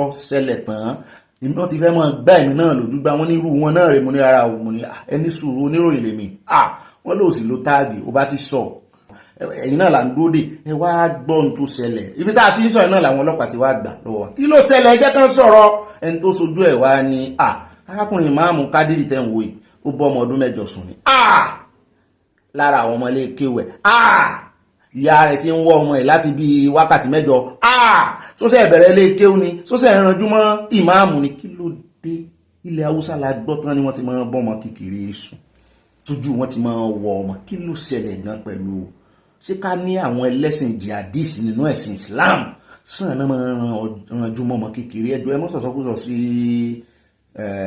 sallallahu alaihi wasallam ẹgbọ́lọ́n tóbi Ànábì Muhammad sallallahu torí mo máa gbọ́ táwọn kan máa gbé àwọn kinní kan kiri mo sì mọ̀ pé torí ìjà ẹ̀sìn ni gbogbo ọmọdé kékeré kan fún ẹjọ́ ẹ mọ́ sọ̀rọ̀ sí ẹjọ́ ẹ mọ́ sọ̀rọ̀ sí Ànábì mi ò fẹ́ gbọ́ bẹ́ẹ̀ lórí ìkànnì pé Ànábì bá mi ò lẹ́rìí ẹ̀ o wọn ò sì ka kí ó dé bẹ́ẹ̀ o àwọn mùsùlùmí tèmi sì mọ̀ bí wọn sọ fẹ́mi bẹ́ẹ̀ rí nítorí ẹ̀ mọ̀jẹ̀ àfi ṣàbòsí àwọn kankan wà bá ọ̀rọ̀ ẹ̀sìn à ń tẹnumọ́rọ̀ ẹ̀sìn wọ́n ti fẹ́ fẹ̀sìn bá kìíní jẹ́ ẹ mọ̀jẹ̀ káà náà mọ̀ dákun bá sì jẹ́ mi ni mi ò lóye ẹ mọ́ ta bẹ́ẹ̀ bá ṣàlàyé tí mo fẹ́ sọnù ẹ mọ́ tànú àbùkù bá Ànábì kankan lórí ìkànnì I'm very very serious. ìmáàmù lélẹ̀ kì í sànàbí ibi tó ti wá rí tiẹ̀ tó ti jọ́ ọmọ kékeré ló wọ̀ lójú kì í sì ṣe ó kàn jẹ́ pé ó fẹ́ rámpáǹtì ní ọ̀dọ̀ àwọn Haúsá láwọn mùsùlùmí yẹn tó yẹ pé wọ́n tún máa ṣe ceremony wọ́n máa ń ceremonialize ẹ̀ ṣé mo gbá ìyá mi sí apáká wọ́n fẹ́ wọn ní ṣùlọ́kà ọmọ kékeré à ń bọ̀ ń bẹ́ o bóyá ń tà fà ìwà rí ẹ̀jẹ̀ náà rí láàárọ̀ ọmọ o tó fi mọ́ ọmọ lọ sí hospital ọmọ gan ò lè sọ tẹnu ẹ̀ bóyá wàá fi nǹkan bá lò ní o bóyá ó sóògùn ní o ó sá ti wà lágọ̀ọ́ ọlọ́pàá rẹ̀ à ń bọ̀ ń bẹ́ àfihàn lẹ́kùnrẹ́rẹ́ ọ̀rọ̀ gbèrò yín láti fi ba ẹ̀sìn jẹ́ o ẹ jọ̀ọ́ ká ní tí mo fẹ́ sọ gangan nù mo summarize gbé láti fi ba ẹ̀sìn jẹ́ ṣùgbọ́n ẹ jẹ́ ká jọ fi ọgbọ́n ẹ̀yin àgbàlagbà bá ń fọgbọ́n àgbà wọ ẹ̀yin tẹ́ ẹ túmọ̀ nípa ẹ̀sìn Islam dáadáa gbogbo ẹ̀sùn tó fi ń kàn yín kẹ́ ẹ lè wẹ̀ dànù wọ́n mọ̀ ọ́n retí ìyá mi rí Scott Adigun ìyá mi Solomon gbogbo yín pátápátá ẹ̀yin ẹlẹ́sìn àlàáfíà tẹ́ ẹ lè dá wa lóhùn bàbá kò ń bẹ̀ tán a wà lọ tààràtààrà sí sẹ́kò ní káyà irọ́ ẹ̀ mọ́ ti jẹ́ àyà Èkó ẹ jẹ́ á lọ sí fíléèjì kan ní Sàǹfàrà níbi tá a ti gbọ́ tán sọ pé wọ́n pa ìkan gbòógì kì í ṣẹ̀ka gbòǹgbò gangan náà wú báyìí wọ́n sì lò ó súnmọ́ Túnjí Bello lára àwọn bandit lẹ́rù bá ń bà àwọn aráàlú wọ́n pa àwọn ọ̀tá yín olórí àwọn ọ̀tá yín ẹ̀rù tún ń bà yín wọ́n lẹ́rù ń bà wọ́n nítorí ẹni Ṣàngó bá tójú ẹ̀ wọlẹ̀ kò ní ìbọn bọ́ bá kò so wọ́n ní ìpadàbọ̀ Abija wọ́n náà máa ń rán rògidì níbò làwọn ó ṣe wọ́n ti wá ń kóra àwọn jọ lẹ́gbẹ́lẹ́gbẹ́ láwọn ní vigilante wọn láwọn náà ò ní sàsùn pé àwọn ò ní sàsùn para báwọn bá ń sùn báyìí ojú kan làwọn ò fi sọ àwọn máa fojú kan sọ ara àwọn nítorí àwọn òbílẹ̀fù náà ìjọba kó lè sọ àwọn à ń bọ̀ ń bẹ̀ tá a náà pa gangan ṣé ìjọba ò lè ràn wọ́n lọ́wọ́ ni à ń bọ̀ lónìí náà ni kò ní dọ̀la o bá a bá kó ń bẹ̀ tán á wà dé àwọn tí ń pè fún ìpínlẹ̀ tuntun bàbá kan ganu sọgbó wọn ó ní ìmọ̀tara ẹni nìkan ló ń ṣe wọn o mo ní kí lórúkọ bàbá yìí wọ́n ní Andoaka orúkọ wọn rinlẹ̀ orúkọ wọn ó dún gbàmù bíi àdó olóró létí wọ́n ní àwọn tó ń béèrè fún ìpínlẹ̀ tuntun yìí wọ́n ní ẹbí wọn léèrè wípé kí ni èrè tán fẹ́ kó ń bẹ̀ láyá wa ní ìhun tó ń tiẹ̀ ń rò ní wípé sáwọn gómìnà tí wọ́n ti jẹ́ gómìnà báyìí sọ máa gbà kan dá ìpínlẹ̀ tuntun lẹ̀ pé gbogbo ẹ̀ máa jẹ́ 67 36 ló wà nílẹ̀ tẹ́lẹ̀ wọ́n tún wá fẹ́ béèrè àti nílẹ̀ Haúsá àti nílẹ̀ Ìgbò àti nílẹ̀ Yorùbá àti gbogbo ibi tó ti ń béèrè fún new state wọ́n ní 31 ìyá mi dọ́kàsì ni wọ́n fẹ́ ṣe bí ìtàwọn Amẹ́ríkà ni àbí ìyá mi sọlọ́ọ̀dún mùsùlùmí ló sọ bẹ́ẹ̀ kọ́nà méjèèjì ló sọ bẹ́ẹ̀ pé kò sì lè jọra wọn pé abínibí yàtọ̀ sí ability mo wá wo sàkún ọ̀rọ̀ yìí pé n tó wà lẹ́yìn ọ̀fà ó jèjì lọ́hun tí ó tẹ̀yìn kìíní ìjáde allocation couple náà sì fẹ́ mọ́ pé à ń bọ̀ ń bẹ̀ bàbá ó ganu sí máìkì wọ́n gbé wa débẹ̀ gangan bus stop yẹn tó bá ti jára sí bus stop yẹn àwọn ó gba steering lọ́wọ́ wọn á wà sáré dé ìpínlẹ̀ Kánò níbi tá a ti gbọ́ tán sọ wípé wọ́n ti fòfin de gbogbo àwọn oníkàràkátà onípáànù ara condemn ara kìíní àṣé àdó olóró kan tuntun tó pé èèyàn márùn-ún mo ní wọ́n ní IED improvise kìíní wọ́n ní Kánò àgbọ̀n wọ́n ní lọ́sẹ̀ tó kọjá ṣé ìṣẹ̀lẹ̀ tí àwọn ológun sọ wọ́n ní rárá kì í ṣe tó àwọn ológun wọ́n láwọn tí máa ń fi kọ̀ǹténà kó condemn irin mo ní ṣé ìṣẹ̀lẹ̀ Yorùbá orin tán wá jí páànù tán wá ká aluminium tán wá ká ńlẹ̀ Yorùbá wọ́n láwọn ọmọdé tán ti ń kó bọ̀ wọ́n ní ṣùgbọ́n àwọn agbódegbà àwọn agbébọn àwọn banditry náà tún wá ń lò wọ́n wá fi improvise kíní àdó olóró tán wọ́n ní wọ́n wá kó mọ́ wọ́n níbi tí yẹn ti offload tó ti ń dálẹ̀ báyìí gbogbo ẹ̀ kàn dún gbogbo èèyàn márùn-ún ló bá lọ wọ́n ní wọ́n fi fòfin dè báyìí mo ní wọ́n lòrò yìí ká lò fáwọn tilẹ̀ Yorùbá àti ń pariwo we buy condemn láyé àtijọ́ bí àwọn mọ̀mọ́ wa tí wọ́n ṣe pàṣípààrọ̀ à ń gba góòlù à ń gba kúpà ọ̀tọ́ máa ń pé àwọn eléyìí tí wọ́n ń kásọ tútù lórí wáyà àwọn mọ̀mọ́ wa ń gbà náà wọ́n ìkásọ tútù lórí wáyà wọ́n gbé ike àwọn gbé ike dání gbà náà á gbà sọ wọ́n máa tẹ̀lé mọ́ mi ìyá múrí èmi náà múrí múrí lẹ́ ń wò yìí wọ́n máa tẹ̀lé mọ́ mi gbà náà ó kọ kíní mi nù Islam mi nù àbíbò lẹ́nu wọ́n pè múrí rè o Murtala bàbá wa kan jẹ́ Murtala ń bì torí ẹ̀ mo ti máa pe orúkọ wọn pẹ̀lú style Murtala wọ́n tẹ̀lé wọn ìyá múrí wọn lọ́wájú múrí náà wọn tẹ̀lé wọn báyìí ni táàmù gba góòlù àwọn ará kúpà táàmù gbà sọ nídìí èyí wọ́n ní scale kan tí mọ̀ múrí mọ̀ lò ń gbà náà kì í ṣe mọ́ mi ò bí sísítà wọn mi ni ó ní scale kan tí wọ́n máa ń lò tó máa fi wọn góòlù scale oníkìní méjì yẹn kì í ṣe scale kan wọ́n gbẹ́sẹ̀ lé o mi ò tiẹ̀ rírú scale yẹn mọ́ tí wọ́n máa ń lò nílé ẹjọ́ báyìí tó wọ́n ní tí wọ́n dáńgù wọ́n sì mọ́ ó ní òkúta kan náà tán wọ́n fi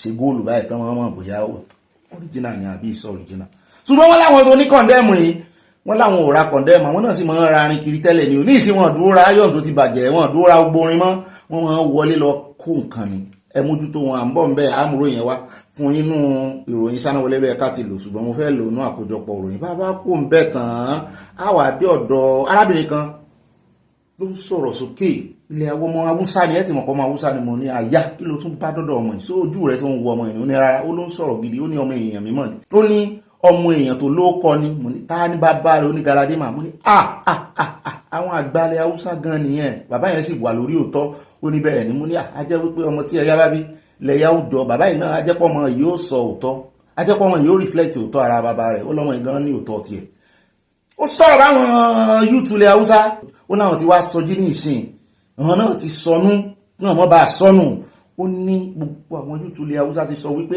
àwọn ò ní gbọ́ràn sí àwọn olórí àwọn lẹ́nu lọ́tẹ̀ yìí nínú political dispensation ti ń bọ̀ yìí pé àwọn tiẹ̀ fẹ́ dá ìmọ̀ ara àwọn pa ó wá sọ wá jòkó ọ̀rọ̀ ó ní ààrẹ Tinubu ní gọ́ọ̀mẹ̀ntì wọn ò ṣe bí kò fi taratara gbádùn ó ní tán bá ń bọ̀ lẹ́ Haúsá ó ní kán ní nǹkan kan lọ́kàn wípé agídí náà máa fi ní 30% lọ́dọ̀ àwọn youth ó ní kán wá lọ assignment kán lọ wo iye tí youth make up nílẹ̀ Haúsá pé gbogbo àwọn olórí tán ń defect tán ń ṣe coalition kiri yẹn ó ní kò sí ìtàn máa gbọ́ràn sílẹ̀ nínú wọn ó ní fúnra àwọn gangan àwọn fẹ́ gba agbára ó tún wá tẹnu àbùkù bá mínísítà gbogbo mínísítà rẹ Tinubu náà ṣe dáadáa mo ní bàbá rẹ lọ́jọ́ lóòótọ́ kò sí kékeré ẹkùn àgbẹ̀yìn débẹ̀ nínú àkójọpọ̀ ìròyìn lónìí a lè rí jù báyìí lọ́nà àwọn sáà ti kókojá lórí àwọn àkórí ìròyìn ó ń jọ bẹ́ẹ̀ o ń jọ bẹ́ẹ̀ nípa àti kókojá lórí àwọn ìròyìn àwọn àkórí ìròyìn fún tòní ní pápápá ẹjẹ́ wa mọ́ sáà ti kókojá lórí ẹ̀ àti kókojá ẹjẹ́ wa mọ́ bọ́ sínú abala tí ọmọ tẹ̀lé abala Sánáwọlé ní ti mú gómìnà àbí ká fi éha ìyá ẹjẹ́ á fi éha ìyá ẹ mọ̀ pé kámẹ́rà wà nù kínní mo ń sí ẹni kò sí kámẹ́rà gbẹ́ òsùnmọ́ tí bá ti ṣẹ́jú báyìí mo ti yà nínú ó yẹ ṣe cheese ẹ ṣe mú sí kílẹ̀ mọ́ rí nínú abala ìná abala Sánáwọlé abala àfipáka àjọ kúrọ̀ sí pàkà lónìí ní gbogbo pátápátá àká 1 2 3 ẹ̀hẹ́ bí wàtá fẹ́ kéèkì Sánáwọlé 1 2 3 àfipáka gbogbo iye létí pàkà ó ti dún lamẹ́ríkà ní o ní UK ní o at the same time ìbá pàkà iná rí o mú ní ẹlòwẹ́ ẹbí mọ́ àdúpẹ́ lọ́wọ́ Ọlọ́run o alákọ̀ọ́kọ́ ń bẹ̀ nú abala Sánáwọlé ẹ lè pè ní news flash ẹ lè pè ní flash news bọ́ bá dilẹ̀ bá pín fáwọn olólùfẹ́ yẹn bá fi pẹ̀lú sọ́kọ̀ àwọn tí ẹ nídìí èrò èèyàn láfẹ́ ẹ bá fi pè yẹn sọ́kọ̀ alákọ̀ọ́kọ́ ń bẹ̀ jẹ́ adọ́dọ̀ ìkànnù àwọn òṣèré gbajúgbajà òṣèré ni ó síìkì lẹ́nujọ́ mẹ́ta ṣùgbọ́n Ọlọ́run ti wá kó yọ ọ̀rọ̀ rẹ̀ wá ń já rìnrìn mọ́lẹ́mi náà ó lò ó pàápàá jùlọ fáwọn ọkùnrin kì í sọkùnrin kan àtobìnrin náà ó ń béèrè lọ́wọ́ wa kí ló kọ rẹ̀ àbí ẹ̀ ń béèrè Don Richard King ló kọ rẹ̀ Nollywood Yorùbá ni wọ́n ń béèrè lọ́wọ́ wa pé bóò la ṣe ń gbáradì fọjọ́ alẹ́ wa pé à ń gbàdúrà Ọlọ́run jẹ́ ń dàgbà kí ń dògbò bóò la ṣe ń gbáradì àwọn míì dàgbà lóòótọ́ tó jẹ́ pé àìsàn náà fi lo ọjọ́ ayé wọn ní kò sẹ́ni tí ò láìsàn lára bá a bá ti dàgbà débì kan ó lo oògùn kan tó ọmọ lò ó ní kì í ṣèyàn lòún sọ ó ní tó ń gbìyànjú láti sọ ni pé bóò la ṣe ń invest sínú àgbà wa pé bóò ni ọjọ́ òní bí ò ṣe ní mọ́ sunkún pé ẹ̀rù ń bá ọjọ́ òní fún ọjọ́ ọ̀la wa ní ọ̀rọ̀ ńlá tó ń ṣe drama ní onírárá kọ sọ́kọ̀ script fún ọ ní onírárá o àyàwó àtàmì pẹpẹpẹ sí mi ò mọ̀ pé iṣẹ́ mọ̀ wípé ayọ́rùn bọ̀ ni pé Ọlọ́run ṣe kó yọ ni ní ń tí dókítà sọ fún mi alákọjá rẹ̀ ló fẹ́ fi gbà wá mọ̀ràn kíkàn ṣe pé bóyá ó kàwé kan tó fẹ́ fi ẹ̀sáìtì wa onírárá yóò dáa fún àyà o mo lémi náà sì ní ọ̀rọ̀ tí mo fẹ́ sọ lórí ọ̀rọ̀ yìí pé téèyàn ó bá invest sí orí sọ́jọ́ ọ̀la rẹ̀ pàápàá jùlọ pé òun fẹ́ dàgbà òun sì fẹ́ fara lo àgbà ní ọ̀gá mi yóò bá owó dé o owó gidi ní òmìnira ó ní kí n sọ́mu ní jẹ́ agbọ́tẹnu bọ̀dà Richard náà kì í ṣe mo fẹ́ dá mi jó ẹ̀ẹ́rì bọ̀dà yẹn ní sẹ́mbà ń tẹ́sí lábẹ́rẹ́ já gbọ́rọ̀ lẹ́nu ẹ̀. ó là fún yẹn ìwọ tó ń bóbi tó ń gbé sórí ilé tó ń ṣe ọ̀nà àdèmà ńlá fún ayé máa rí glory ẹ̀ ó máa ń ṣáìn ẹ̀rù ọjọ́ ìní ẹ̀rù ọ̀la ẹ̀ ń ba ọjọ́ ìní lọ́wọ́ táwọn èèyàn ní mọ̀ ìjọ tó bá máa kásẹ̀ kó lẹ̀ So you have to, when I was in the hospital, yes, when I was in the hospital, it's not a fact. When I was in the hospital, the point here, when I was in the hospital, the doctor was asking me, show Moti, show Musiga. And 2 years after, everything silly. You know, face wow.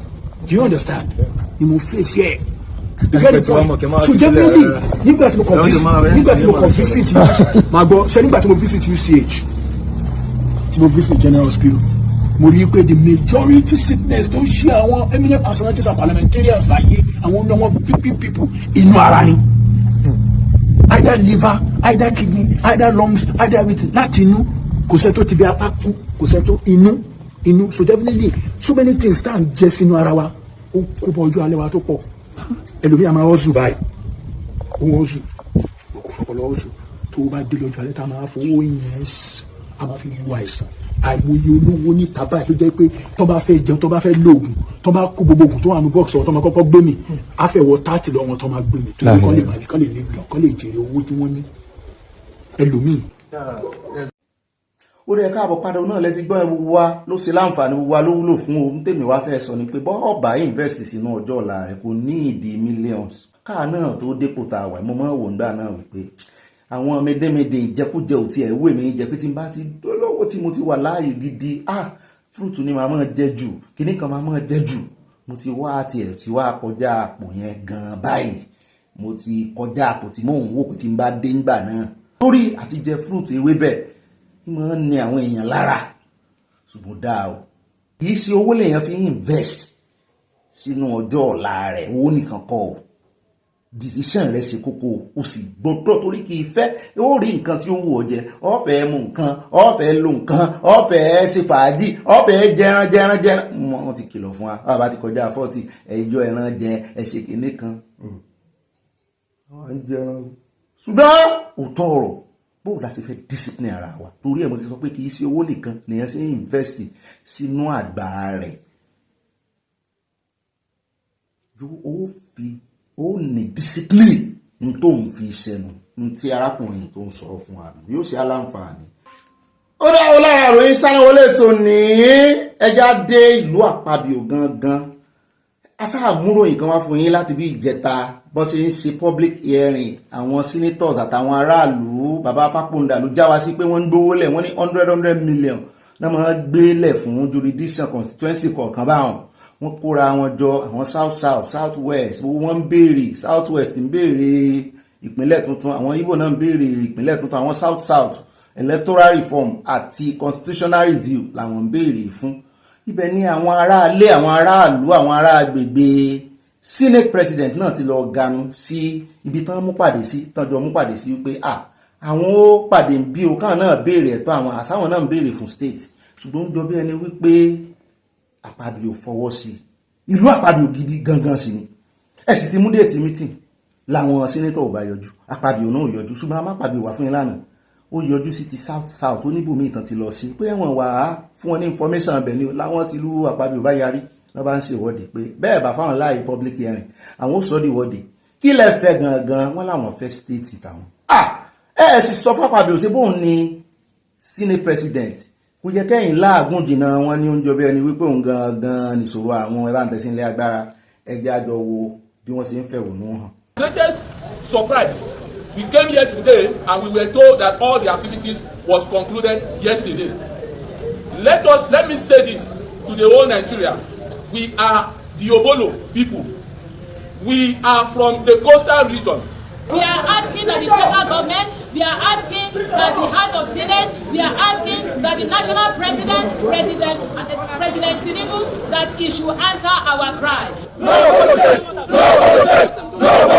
Action Aid, NLC, and Norge also raised strong points on electoral reforms and labor matters. The removal of labor provisions from the exclusive to the legislative list would void the national minimum wage system, which Nigeria signed up to through the ratification of June 16, 1961 of the International Labour Organization ILO, Minimum Wage Fixing Machinery Convention number 026.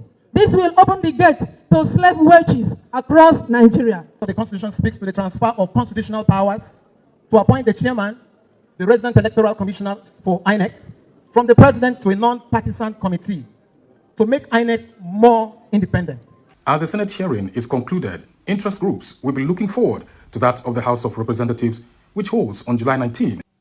ó dẹ̀ náà lẹ́tí rí yẹn o ẹjá mọ̀ tẹ̀wájú ẹjá kò mẹ́ ẹjá sáré dẹ́kọ̀ ìròyìn sáráwọlé tí ó mọ̀ tẹ̀lé láti gbọ́ wípé wọ́n ní ìjọba ìpínlẹ̀ Èkó wọ́n ní wọ́n ti skul kan pa ní Lẹ́kì mo ní kí lórúkọ rẹ̀ kí náà ṣe wọ́n ní Global International College ní Kàtẹ́ lẹ́lẹ́gùsì mo ní kí ló ṣẹlẹ̀ wọ́n náà ń discharge untreated ìgbẹ́ mo ní ṣe sọ́kàwé wọn ti kún ni àbí wọ́n mọ̀ọ́mọ̀ darí ìgbẹ́ síta sínú kínní ṣé wọ́n ti mọ̀túnmọ̀ mọ̀tótó ni ta ni tíṣà wọn ta làwọn proprietor wọn ń bẹ̀ wọ́n ní the enforcement was carried out by the Lagos State Wastewater Management Office on Saturday lánàá tí ò sí school wọ́n ní time tí ò bá sí school náà máa sí ilẹ̀ làwọn ará àdúgbò wa ni ó dá àákùbá yín wọ́n wá whistleblow dọ́dọ̀ àwọn aláṣẹ pé ẹ wá wo ìgbẹ́ ní gọ́tà mo ní wọ́n tó sì ń sá kiri wípé àwọn èèyàn ń dalẹ̀ kiri sójú títì àwọn èèyàn lóṣò wọ́n ń ṣe gá káàkiri ojú títì pàápàá jùlọ àwọn amúgbó àwọn ọmọ Òṣòdì nǹkan yẹn ẹ bá ìgbẹ́ nínú gọ́tà káàkiri tán lóṣò sójú títì míì lórí bridge náà wá ń yàgbẹ́ sí lẹ́yìn náà school sáti wá pé àwọn tí ń kó gbẹ̀ pé ẹ wá bá wa kó gbẹ̀ ó ti kún àbí kí ló ṣẹlẹ̀ ò bọ́n ṣe fọ́ ojú kínní tán dà sí gọ́tà. Commissioner for Environment and Water Resources mo jẹ́rìí rẹ̀ Tókunbọ̀ Wàhábù ń lọ sọ ilé lórí X rẹ̀ wípé àwọn ti ṣọ́ọ̀tì skul yẹn pa àwọn ti tipa àwọn ó sì fi ọwọ́ òfin àwọn ó fi mú wọn wọ́n fi ẹnu fẹ́ra bí abẹ̀bẹ̀ mo ló dáa bẹ́ẹ̀ ẹ bá wa mú wọn àwọn alákòóbá à ń gbọ́ wípé fífa lassa fever ó ń pa àwọn èèyàn sí gbogbo ẹ̀ ó ń pa àwọn èèyàn sí wọ́n mọ̀ pé gbogbo onú gọ́tà yẹn làwọn epo Èkó sì rí epo Èkó wọ́n ń bá àwọn ará Èkó gan du ownership ó dáa nínú ìròyìn sáráwọlé mẹ́ẹ̀já sáré dé Ukraine ẹni kí la fẹ́ lọ ṣe ń bẹ̀ ọmọ Yorùbá kan mọ̀ hà bẹ́ẹ̀ o ọmọ Yorùbá kan la gbé bá ń tẹ fọ́nrán yẹn sí àní lè lo ohun rẹ̀ ṣùgbọ́n màá ṣe wá tó tóun tó tọ́ lórí rẹ̀ àwọn èèyàn ti ń sọ̀rọ̀ sí ọmọ Ìgbò náà tó ti gbé gba ẹjọ́ ọmọ Yorùbá yẹn ní ṣe kinní kan ni mo ní ẹ̀ṣẹ́ àáṣe láláyé ọmọ wa ni àní ilé ọmọ burúkú fẹ́kùn pàjẹ́ á sọ̀rọ̀ nípa rẹ̀ tó bá já sí fún bóyá àfàdúrà ràn lọ́wọ́ ni àbí ká mọ̀ wò ràn ẹ̀jẹ̀ àfàdúrà ràn lọ́wọ́ Kẹ́hìndé Olúwàgbémilékè ló kọ rẹ̀ o ó rè ìjagun ẹ̀yin náà kọ́ à ṣùgbọ́n ẹmọ́ ti kọ́ à bẹ́ẹ̀ náà sì kọ́kọ́ kọ́ à pé ta ló ránṣẹ́ kí ló kàn bẹ́ẹ̀ ṣùgbọ́n n tó wà lẹ́yìn ọ̀rọ̀ rẹ̀ ó lágbára gan Russia ló wà in fact ó ti ní passport Russia ó ti ní passport Russia ara aṣẹ́ tó sì máa ń ṣe nígbà náà kó tó di pé ọwọ́ bà torí wọ́n fi ṣẹ́wọ̀n ni àwọn tí máa ń fin kìíní funfun oògùn olóró ṣùgbọ́n kó tó di pé gbogbo ẹ̀ dàrú mọ́ lójú interpreter ni ó gbọ́ èdè Russia gan ṣùgbọ́n nígbà tọ́wọ́ ti wá bá wọn mú sẹ́wọ̀n nígbà gbogbo wa dé tí wọ́n bẹ̀rẹ̀ sí wá káàkiri inú ẹ̀wọ̀n pé gbogbo ẹni tó bá lè volunteer wọ́n sì ní kì í ṣe volunteer gan wọ́n náà ń fọ́ọ̀sì wọn ni torí wọ́n tó ti dájọ́ fún bóyá èmi wọ́n ti dájọ́ ọkú fún èmi wọ́n ti dájọ́ wípé bóyá ẹ̀wọ̀n gbére èmi bóyá 40 years náà fún kí n yàtọ̀ bẹ́ẹ̀ ni ó ló gba ayé rẹ̀ sí ọmọ ọdún mélòó lóhùn náà bá tàn wọ́n pé ẹ̀rì ìjà o báwọn bá ti wá wín ni wọ́n tì wọ́n sójú kú wọ́n gbébọn lé wọn lọ́wọ́ wọn dira fún wọn ó ní gbogbo àwọn tán jọ lọ ó lóun nìkan ni òun náà farapa o ó náà mélòó kan náà farapa wọ́n ti pa àwọn kan láwọn group tó bá lọ ọdún mélòó ló ti darapọ̀ mọ́ iléeṣẹ́ ológun oṣù 6 àbí 8 oṣù sáà ní kì í sọdún àwọn tó wá mú yìí wọ́n ń ṣe àwọn ológun Ukraine ohun táwọn èèyàn ń gbé kiri nìyẹn o Russia ni ó lọ jà fún lóòótọ́ ṣùgbọ́n kì í ṣe àwọn ọmọ ológun Ukraine náà àwọn ọmọ ológun Russia lòun mú láwọn ẹ̀ bá ń ṣe kàyéfì pé ó làwọn ọmọ ṣe bí Russia náà ní jà fún wọ́n ní àwọn ọmọ ológun kan wà tó jẹ́ wípé ọmọ Russia ni wọ́n ṣùgbọ́n wọ́n ń gbàbọ̀dè fún Russia Ukraine náà ń jà fún wọ́n fi mú àwọn ọmọ ológun Russia wọ́n bá ti jọ ríra wọn irú emblem kan náà ló wà lápá wọn ó rò pé bóyá Russia wọ́n ṣèdè síra wọn ṣèdè sí ó ṣèdè àwọn èèyàn ògbédè rẹ̀ pé àwọn ọ̀ràn wọ́n gbọ́ kì í ṣe slang ni mò ń lò tán bá ní ṣèdè sí ó ṣèdè sí wọn báyìí àwọn èèyàn wọ́n kọ etí ikún sí ni wọ́n sàmù tí ò para àwọn ni wọ́n á mú tán náà wá ṣàlàyé fún pé ó mọ̀ wá Russia làwọn lóòótọ́ ṣùgbọ́n àwọn ò láìkì ẹni tí Putin ṣe wọ́n wá ń béèrè ẹjọ́ lọ́wọ́ rẹ̀ in fact wọ́n gún lábẹ́rẹ́ kan lọ́wọ́ wípé torí infection torí ibi tí nǹkan ti bà àwọn èèyàn wá ní ẹ̀ pé ó ṣeé ṣe kán pa ó ṣeé ṣe kán filẹ̀ mo ní tó bá ti mú àwọn war prisoner bẹ́ẹ̀ wọn kì í pa wọ́n máa fi wọ́n ṣe pàṣípààrọ̀ ní ṣùgbọ́n àwọn òwe yẹn fẹ́ lè ṣe pàṣípààrọ̀ nígbà tí wọ́n ti gbọ́ pé passport ọwọ́ rẹ̀ Russia ni àwọn wò bóyá tí Russia náà bá sì láwọn òretí rẹ̀ bóyá wọ́n ní kó join ara àwọn àbí kan pa ṣùgbọ́n mo mọ̀ pé tó bá fún l'opportunity àti join wọn báyìí yóò join wọn ẹ̀ wá rí pé inú òde ló sì wà àdúrà ní kẹ́ ẹ máa fi ràn lọ́wọ́ ẹ gbógun olóró ẹ ní fàdúrà ràn lọ́wọ́ ẹ fàdúrà ràn lọ́wọ́ ọmọ burúkú lọ́jọ́ tiẹ̀ o ẹ já fàdúrà ràn lọ́wọ́ kéèsì ẹnu o kórí yọ ń bẹ o yóò dì fáńtíyà rẹ̀ bá ṣe fáwọn ọmọ ọlọ́mọ náà ibi tó ń bẹ àmọ́ bóyá yóò rà àánú gbà òótọ́ ni ní tí ìyá rẹ̀ bá ṣe fáwọn ọmọ ọlọ́mọ ni yóò dì fáń tóun àánú tóun náà rí gbàǹbà níbẹ̀ o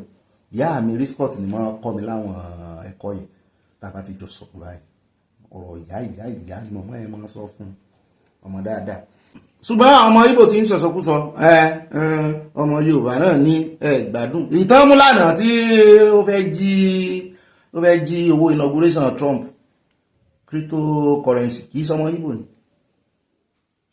ni àsìkò tí ọba àná o àwọn tún mú ọba míì o ṣàṣẹ ni àṣẹ ní kẹ́ẹ̀ṣe o ẹ lè sàmì náà o wọ́n tún mú ọba míì o àṣẹ o láìpẹ́ láì jìnnà táwọn ọmọ Ìgbò ló wáyé àmì lẹ́nu ẹgbọ́n náà Ọ̀ṣun tí mo ti wá mo mọ̀ gbọ́ tán ní mi ò mọ̀ gbọ́ kí wọ́n sọ wípé èèyàn kan ní first lady kí ni ẹ̀ kàn sọ sí mi nínú ni mo bá bẹ̀rẹ̀ sí ṣe research lánàá mo bá rí pé lọ́dún tó kọjá wọ́n ti jàjà ẹ̀ darí ta ní first lady àṣeyàwó méjì ni àríjó ṣe bí ọba àṣeyàwó méjì ló ní tán náà méjèèjì ń jìjàdú pé ta ni ó jẹ́ first lady ta ni ò ní sí àǹtí Títí àti Ngozi Erelu Ngozi wọn ò gbọ́rí ọmọ Ìgbò wọ́n fi jèrè ìlú wọ́n lòun ló kọ́kọ́ lọ ń ṣe bíi first lady káwọn èèyàn tó sọ pé wọ́n gbàgọ̀jẹ̀ mi ò gbàgọ̀jẹ̀ torí pé ó jẹ́ ìyáálé ìwọ ni kò bọ́ bẹ̀ kó wọ́n láǹtí Títí ni gbogbo ẹ̀yin tẹ́ ẹ bá ń wò pé ta ni first lady Ọ̀ṣun state gan wọ́n lọ́mọ wa ní àǹtí Títí yóò bá àwọn ìyáálé lóòótọ́ ìyàwó kan ò lè wá máa fọwọ́ lálẹ̀ kó lọ kíṣìn kó re kíṣìn ni ó fẹ́ máa gbàbọ̀dẹ̀ fún alọ́sùn o wọn ẹbí wọn sì ni kì í sóhun nìkan gbogbo ẹbí wọn Ìgbò àwọn ò kórìíra wọn ṣùgbọ́n ẹ ń bá kórìíra wa àárín jìnnà sí àwọn Ìgbò yẹn. ẹja forí ẹ̀ sọlẹ̀ sí ọ̀dọ̀ bàbá yìí ọmọ Ìgbò ni ṣùgbọ́n prophet ló pera ẹ̀ àwa mọ̀ bóyá traditional prophet nítorí ní tó gbé dání ó dàbí ìṣàwòrò idẹ lọ́rọ̀ kan ló bá kó àwọn oògùn jáde ó ń lọ láti ìlú kan sí ìlú kan lẹ̀ Ìgbò ní o ló ń kó àwọn oògùn yìí jáde wípé kí àwọn èèyàn yéé ṣèkà mọ́ pé kàn náà máa fi ṣe dáadáa pàápàá jùlọ ó ń bá àwọn ìyá mi wí ó ní witch ó ní wọ́n ṣe nǹkan kan wọ́n ṣe máa ń fò kiri lálẹ́ tán máa ń lọ lóyìnbó yẹn ó ní wọ́n ṣe mọ́tò àbí kàn ṣe nǹkan kan tán máa pè ní witch transport ẹ wò kò dùn lẹ́nu mi ẹnu rẹ̀ ló ti dùn ó sì make sense. All these things you see, not all these things you see, I don't know why are people like this. There is one I have in Amazon. They use it, they manipulate it and knock your engine car. This one now, you think it is ordinary. Look at it. It has a real bullet inside it. Spiritual machine gun. You'll be running, you'll be suffering World War, Nigeria Civil War on your bed. Because they carry this thing pursue you around. And when they get to sometimes you get cancer, get all this. This is a real bullet. I've told, when I was at Adani, I told them, all this witch you used to harass people, even those who are abroad are suffering your terror. Now, I told them, convert all these powers to help humanity. Oyibo man use their own to create aeroplane, create ships on the high sea, create a phone we receive. But your own, you kill people. He has bought car, you knock the engine. You can't create engine. He's building house, you use thunder, knock it down. Everything. His children are progressing. You tie them down like this. Is this culture? That's my question. Is this culture? Okay, now, why can't you as a witch? Because these people are terrible. You can imagine that in the night they will move from Nsukka here to America and attack somebody. And before morning they are back on their bed without airport. Why can't you use that thing and form witchcraft transport company, witchcraft transport, WTC? I will come and open the park for you. Eh? Use your own for good thing. Because what have we received from it? You see it? WTC, Witchcraft Transport Company. So that in the morning you come to the park, wham, onisha, wham. They will pay you, even if 5,000. Adan, wham. What's the stake of their bag? Give me my money. And they give you, Lagos, oh, wham. Which class you can do these things and come back? But this one to kill. Ọ̀rọ̀ ńlá. Bí bàbá ìṣe deliverance káàkiri nìyẹn o. Tó sì ń sọ fún wọn pé ẹ convert ẹ sí nǹkan gidi, ẹyẹ tijú mọ́ àmọ́ wọ́n mọ̀ bàbá láwọn mọ̀ pé wọ́n fòkì. Ẹ convert ẹ sí nǹkan gidi. N tó jẹ́ kó òyìnbó kán dàbí ẹni pé òyìnbó dáa jù yín lọ rè. Ẹ̀yin náà fi sọmọ aráyé lóore kì í ṣèkà nìkan. Ìkan sì ṣẹlẹ̀ lọ́wọ́ ní tá a sọ fún wọn náà. Èpè náà gbé jáde. Àmọ́ retí ọjọ́ tán gbé àdúrà jáde. Tán gbàdúrà fáwọn aráàlú wọn. Àdìrí jù báyìí lọ́wọ́ náà àwọn ìròyìn sánú wọlé ní pápá àpẹjẹ ìbájà àyà wá gbé wa débẹ̀. Inú abala àwọn olólùfẹ́ wa abala comment section pápápá àròjọ mùsùlùkù. Mo tún kí gbogbo ẹ̀yin olólùfẹ́ wa káàbọ̀ sínú abala ẹ̀yin olólùfẹ́ wa náà rí comment section. Ìyá wa Dorcas Dúródolúwa tún mi ṣe mo like orúkọ yẹn Dúródolúwa tún mi ṣe àwa tó Dúródolúwa àwa tó Dúródolúwa a ó tún agbára wa ṣe o. Ó kọ yín nítumọ̀ gan-an in the spirit realm. Yọ̀ọ̀dà fún ẹ̀fẹ̀jẹ̀ ń gba táìmù yín. Wọ́n ní Yorùbá ní àràbà ní bàbá ẹni abálábà ní bàbá. Bíi ti Ìgbò kọ́ káàkiri àgbáyé ní Ìgbò ti tẹ́ àti àbùkù lórí arrogancy domination. Secondly, èṣù lẹ́yìn ìbejì ní Ìgbò jẹ́ fún Yorùbá. Wọn kò nífẹ̀ẹ́ wa rárá o, alálẹ̀ máa bí wọn o. From Providence, Rhode Island, wọn yóò dá fún yín. Mọ́ mi Ọlápẹ́jú Àṣàyè wọ́n ní ó bí mo kí yín kú iṣẹ́ takuntakun o, Ọlọ́run kú iṣẹ́ rẹ o, Ọlọ́run yóò máa bá yín ṣe àmì o. Ṣé ó sì yẹ kí àwọn olóṣèlú bẹ̀rẹ̀ ìpolongo fún 2027 bí kò bá ṣe wípé ti ara wọn nìkan ni wọ́n ń dù ebi ń pa ará ìlú, àwọn ń sáré àti ṣe ìdìbò fún ọdún mẹ́ta tó ń bọ̀. Ọmọ Nàìjíríà ronú ń bọ̀ wọ́n ronú tì. Yorùbá nation nìkan ni ọ̀nà àbáyọ o. Yorùbá nation ló ń bá àwọn tẹ love sí àwọn fi nǹkan panu sí from Chicago. Ṣé rí ọ̀rọ̀ Yorùbá nation dàbí ọ̀rọ̀ inú Bíbélì tó sọ wípé ọ̀nà méjì náà lásìlẹ̀ níwájú àwọn ọmọ ènìyàn. Ìkan ọ̀nà tóóró ọ̀nà ìyè, ìkan ọ̀nà fífẹ̀ tó fẹ̀ gbálájá ṣùgbọ́n ibẹ̀ lè rò pọ̀ sí ó sì lead sí ìparun. Ṣùgbọ́n lórí títí ọ̀nà tóóró ìwọ̀nba èèyàn ni. Bíbélì pé ẹjẹ́ àdọ́dọ̀ mọ́ọ̀mí Rachel Elúwọlé wọ́n ní ẹ̀ka lẹ́ Mr. Bobby mọ́ọ̀mí mo kí yín gbogbo wa la máa kórè òkú délé àmì o. Tí ẹ bá ń wo iṣẹ́ ẹ máa ríran o. Ṣé lóòótọ́ mo ti di prophet nù. Wọ́n ní bó ṣe máa rí nìyẹn, gbogbo òyìnbó ló máa padà sí orílẹ̀-èdè wa láìpẹ́. Ẹ̀yin ẹ lọ kọ sílẹ̀ Yorùbá nation no going back. Wọ́n tẹ love sí a lórí ọ̀rọ̀ tá a sọ lánàá tí mo ní wọ́n bá yín jiyàn rẹ̀. At Free Cookies wọ́n ní Ọ̀gbẹ́ni Bobby dey play wọ́n fẹ́ gba owó àpò Arẹ́gbẹ́ ni o. At Janet Adégbẹdẹ wọ́n ní Ọ̀gbẹ́ni Bobby ẹnu dùn júyọ̀ kò ní rẹ̀yìn àmì o. Ṣé bá a ṣe máa bá a lọ rèé, àwọn ènìyàn wa gbọ́dọ̀ jáde fún mega rally ẹ fi wọ́n lẹ̀ o, ẹ mọ́ sí pẹ̀fẹ́ èèyàn kankan o. At Délé Ayẹni bá mi ní Arẹ́gbẹ́ is an ingrate pbat made him ta made pbat náà. Ṣé èèyàn kankan made pbat ni atọ́ bá mi ṣe pbat fi ẹ̀wọ̀n rọ̀ wá sílé ayé ni. Ẹ lọ béèrè lọ́wọ́ pbat yóò sọ tí Arẹ́gbẹ́ gan ṣe fún náà. Igi lẹ́yìn rẹ̀ ni wọ́n mọ̀ tán ṣe fúnra àwọn ọ̀rọ̀ wọn ní òwò ọmọ ìjàlódé tó ní dòwe.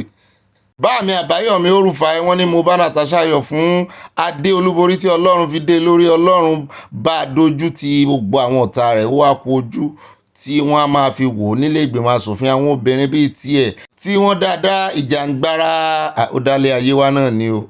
Wá sí ń lọ yóò dá lọ ní so kó fèsì ẹ̀ fún ara rẹ̀. Congratulations to you Queen of the Jungle Senator Natasha wọ́n tẹ love sí a wọ́n fi nǹkan panu sí. God bless you Ọ̀gbẹ́ni Bobby, amen, God bless you too. Bàmí ṣe rí ọjọ́ téèyàn bá ti mọ̀ wípé ogun ayé yìí ìjà ayé ìjàngbara ayé yìí tí ẹnìkan ni èèyàn kankan ò lè bọ ọjà. Torí ẹ̀ mo ti mọ̀ sọ wípé ìjọ òmìnira ìrìn àjò òmìnira yìí mú ẹsẹ̀ rẹ gírí, ìrìn àjò rẹ ni kì í ṣe tẹlòmíì o. mọ́ mi Stella Òdèlé wọ́n ní Ọ̀gbẹ́ni Bobby gbòsàgbòsà fún yín ní alẹ́ yìí o, ẹ ti ń sọ ìròyìn sẹ́ẹ̀rí ti alẹ́ yìí, analysis is super, oníròyìn àgbáyé ló yẹ ká máa pè yín, gíga là bọ́jọ́, gíga là bóòrùn. Mọ́ mi ti switch òkè lẹ́yẹ ń fọ̀ bẹ́ẹ̀ ni iwájú láwọn máa lọ o, màá rí yín bá, èmi náà wọ́n mọ̀ rí yín bá. Well done o our big brother. Mọ́ mi dáadáa, èmi náà bá búbú o, wọ́n tẹ lọ́ọ̀fù sí wọ́n fi nǹkan panu sí.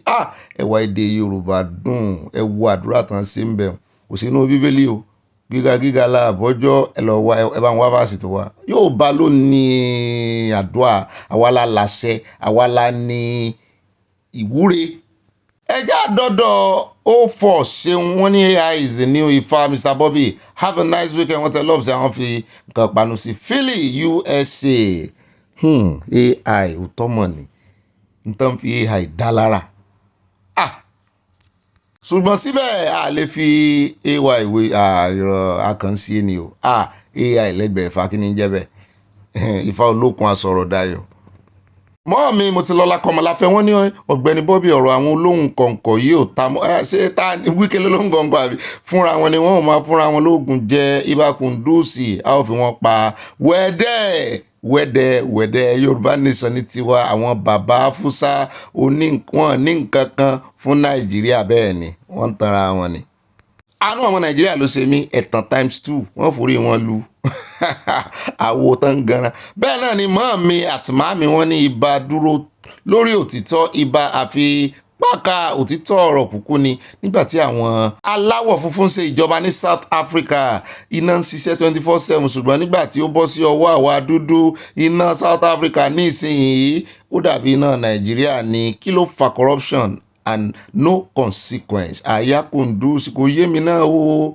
bàbá Tinubu láàbì o, wọ́n ń wo ibi tán kọ orúkọ ẹni tó corrupt sí báyìí, wọ́n sì dìmú Wike wá tú wọn síta.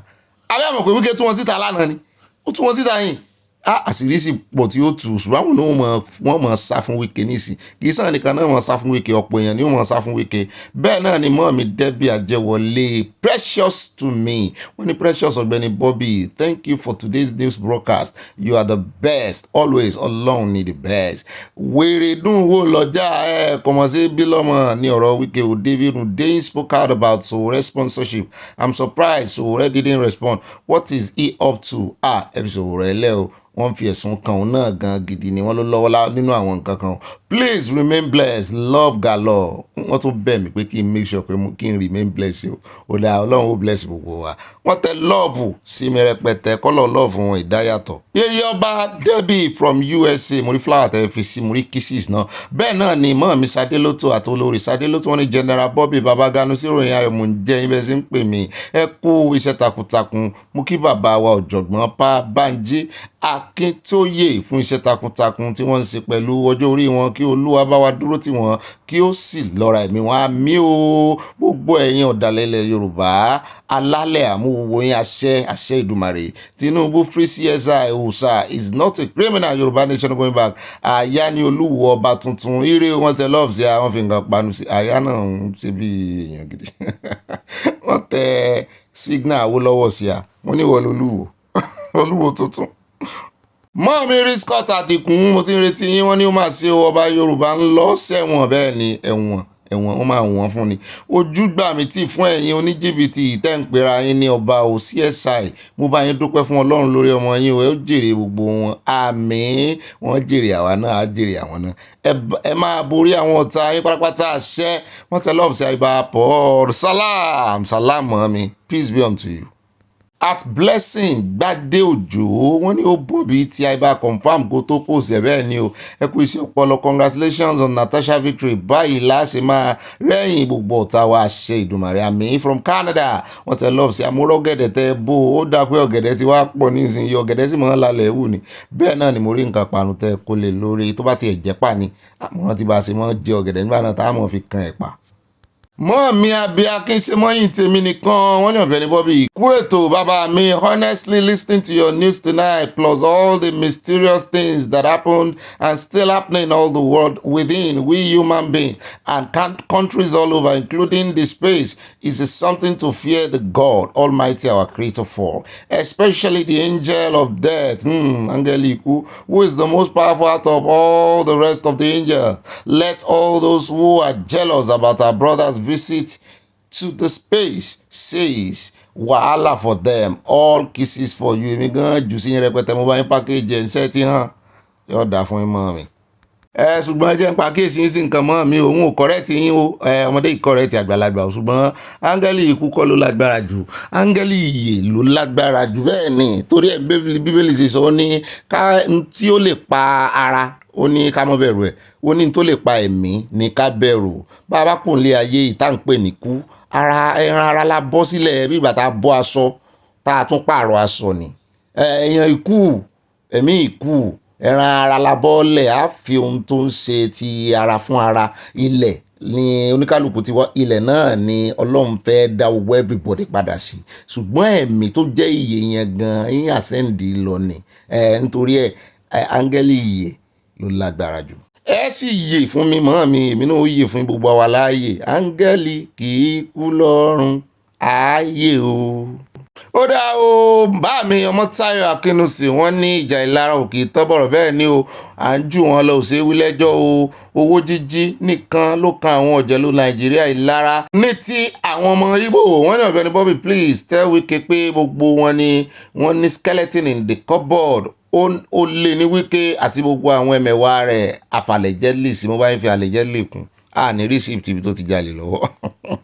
At Jones Akínsẹ̀yẹ sẹ́yìn lẹ́ni Jones Street lẹ́kọ̀ọ́ ni wọ́n ní Ọ̀gbẹ́ni Bobby bẹ̀rẹ̀ sí tẹ̀síwájú àṣẹ orí mi rọ̀ mọ́ gbọ́ ẹlẹ́dàá mi wọ́n ní tẹ̀wájú.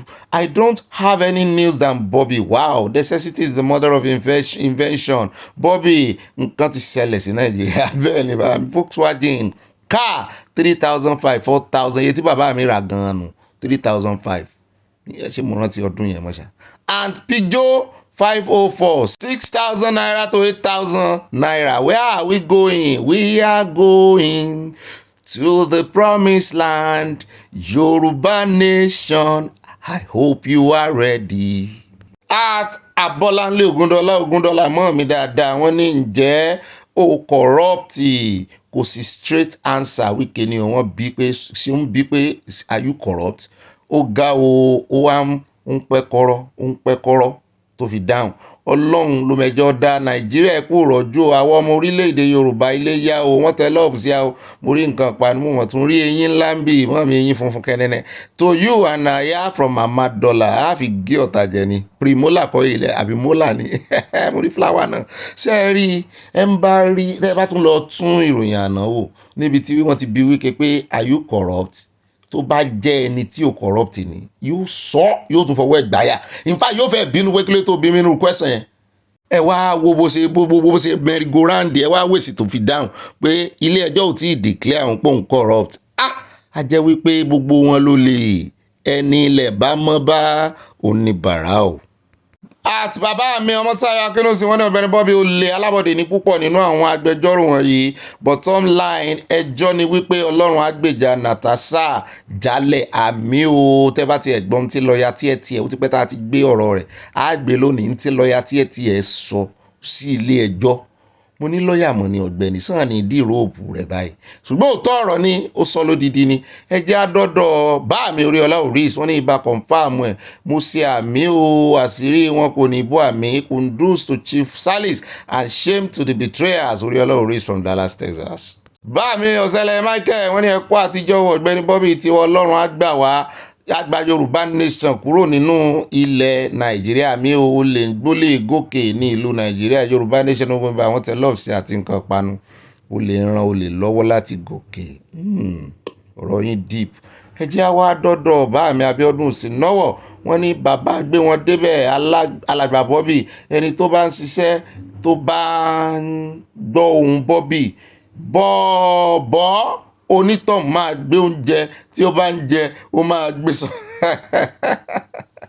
tẹ́ ẹ bá ti gbé ohùn mi ò dáa o á gbé oúnjẹ yẹn sẹ́gbẹ̀ẹ́ kan olúwa gbà wá lọ́wọ́ àwọn ọ̀tá ọmọ yorùbá nation no going back in peace alàgbà Bobby ride on ẹ bá wa bẹ olódò idẹ kó ṣàánú fún Sunday Igboho ọlọ́run ni ó ṣàánú Sunday Igboho ọlọ́run ó pa ń dandan fún olódò idẹ ni Sunday Igboho kì í ṣe criminal o olúwa jà fún ọ àmì o mo rí gbogbo nǹkan panu àti love tẹ́ fi ránṣẹ́ o. At Tinapaka, my beautiful mama, one Yoruba lawyer, Owolabi Salis is the first Nigerian in space. If people don't like it, too bad. This is the same way this same tribe aided the late musician Dr. Victor Olaiya, the inventor of high life beat. Wọ́n bínú wọn ní kì í ṣe òun ló invent here. Why do they hate Yoruba so much? Good luck to Senator Natasha. Bobby, interesting news as always. Wọ́n tán bọ̀ white left bẹ̀rẹ̀ love yẹn lé ní mo ṣàkíyèsí mo rí flower mẹ́rin tẹ́ kó lé mo dẹ̀ rí kiss tẹ́ bá ń fi síìlì ẹ̀. Thank you so much. Love you too. Ṣé ẹ ti káàṣì ẹ̀? Ọ̀rọ̀ ara tèmi gan-an ó súra mi. Bẹ́ẹ̀ náà ni at Bumi Crystal wọ́n bú sẹ́ni wọ́n ní Wike with his wàhálà. Ẹ mọ́ sí gbàgbé mọ̀mọ́ wa ní mọ́ tẹ love wọ́n tẹ àtẹ̀jíṣẹ́ lónìí. Love làtẹ̀jíṣẹ́ wọn. Wọ́n tẹ̀ síbẹ̀ náà ó mú rí o. Mọ́ mi ó pa live with evangelist Olúbùnmi ẹ béèrè nọ́mbà mi tẹ́ béèrè náà rí o. Àwọn èèyàn ní the other number tí mo ṣe mistake fi sórí ẹ̀rọ ńgbà kan tí mo sì padà wá sọ fáwọn èèyàn pé kán má text mi. Bẹ́ ẹ bá text síbẹ̀ tẹ́ ẹ bá pè síbẹ̀ yóò wọ voice note voicemail ni o. Eléyìí gangan l'original mo ṣe mistake lórí ìyẹn ni gbogbo ẹ̀yin tẹ́ bá ń pè sórí the other number. This is the main number. Mo fẹ́ ní time fún nọ́mbà yìí ní ìsìn tó ráwọn èèyàn tí mo fún gan wọn aláwọn àpè mi ò ní gbé kọ́ wọn aláwọn send message mi ò ní kà á ẹ wọ́n bínú disappearing messages tó sì ń yọ ńbẹ̀ n ó ṣiṣẹ́ lé lórí yóò gbà mí time message lọ rẹ gẹ́dẹ́ green sẹ́rí green yẹn ni mo bá mi lẹ́rù ó tò lọ báyìí ní. At Victoria Fáṣemọ wọ́n ní ìgbésẹ̀ ìkónilẹ́rú tuntun ní ọ̀gbẹ́ni Trump tún gbé ìgbésẹ̀ rẹ̀ yìí o. Ó tún fẹ́ da ètò divide and rule sí àárín Áfíríkà ní ẹ̀fúra àwọn tẹ̀lé ọ̀sẹ̀ àwọ̀ ọ̀gbẹ́ni Bobby ẹ̀kú ètò. Ẹ má mọ̀ jẹ́ kí bàbá wa rẹ̀mí gbọ́ lẹ́nu yín iye kan Trump wọ́n láìkì Trump bàjẹ́. Mọ́ mi Dorcas Jalo wọ́n ní ọ̀rọ̀ ìtìjú wọ́n bú sẹ́rìn Délé Mọ̀mọ́dù disgrace wọ́n bú sẹ́rìn ẹ wò èmi lérò wípé Wike ló disgrace ara rẹ̀ o torí ó ti wá fi hàn gbangba báyìí pé snitch ni Wike gbogbo ohun tó bá tẹ́ ẹ bá ti jọ ṣepọ̀ in the past yóò tú lọ́jọ́ kan. Bẹ́ẹ̀ náà ni ẹjẹ́ àdọ́dọ̀ mọ́ mi Mọ̀dínà Solomon wọ́n ní Asiri versus Asiri kóòtù Asiri o abẹ́ẹ̀rí nǹkan Asiri wá ń já lura wọn bí ìgbà tí nẹ́tíwọ̀kì bá ń já lura wọn. At Ọláyẹmí Johnson Ọláyẹmí wọ́n ní ọ̀gbẹ́ni Bobby a kú oríire ti Natasha o gbogbo wa la máa borí ọ̀tá wa wà mí o from New Jersey oríire yìí ó bà wá kalẹ̀ torí wọ́n fẹ́ da Natasha lágbónú wọ́n mọ̀ọ́mọ̀ fi judgement yẹn confuse ni ẹ gbọ́dọ̀ ń dé ọ̀rọ̀ lẹ́nu lọ́ọ̀yà tiẹ̀ ó tọwọ́ bọ ilé ẹjọ́ lójú báyìí. Bẹ́ẹ̀ náà ni ẹjẹ́ adé ọ̀dọ̀ ọmọ mi Josephine Aláwìyé London nìyẹn wọ́n ní òbí àti àyà mi tó ṣọ́ ayé yín yóò máa dùn ní àmì o síwájú ìròyìn gbé wọn débẹ̀. Cheers Mushin ọlọ́ọ̀ṣà wọ́n tẹ lọ́ọ̀ṣà àti nǹkan panu Yorùbá nation students by the power of a maker I am dancing to your music wow blessed from London you are blessed too mommy. Mọ́mí Dorcas Jalo wọ́n ní Nàìjíríà náà fẹ́ figagbága pẹ̀lú ìlú Amẹ́ríkà ní o wọ́n fẹ́ ní sítéètì tí ó pọ̀ janturu ṣùgbọ́n wọn ò lè bá wọn rárá wọn kò lè dàbí wọn àwọn olè aláfọwọ́rá ìlú Nàìjíríà di àwòrò nítorí owó ìyà àti òṣì.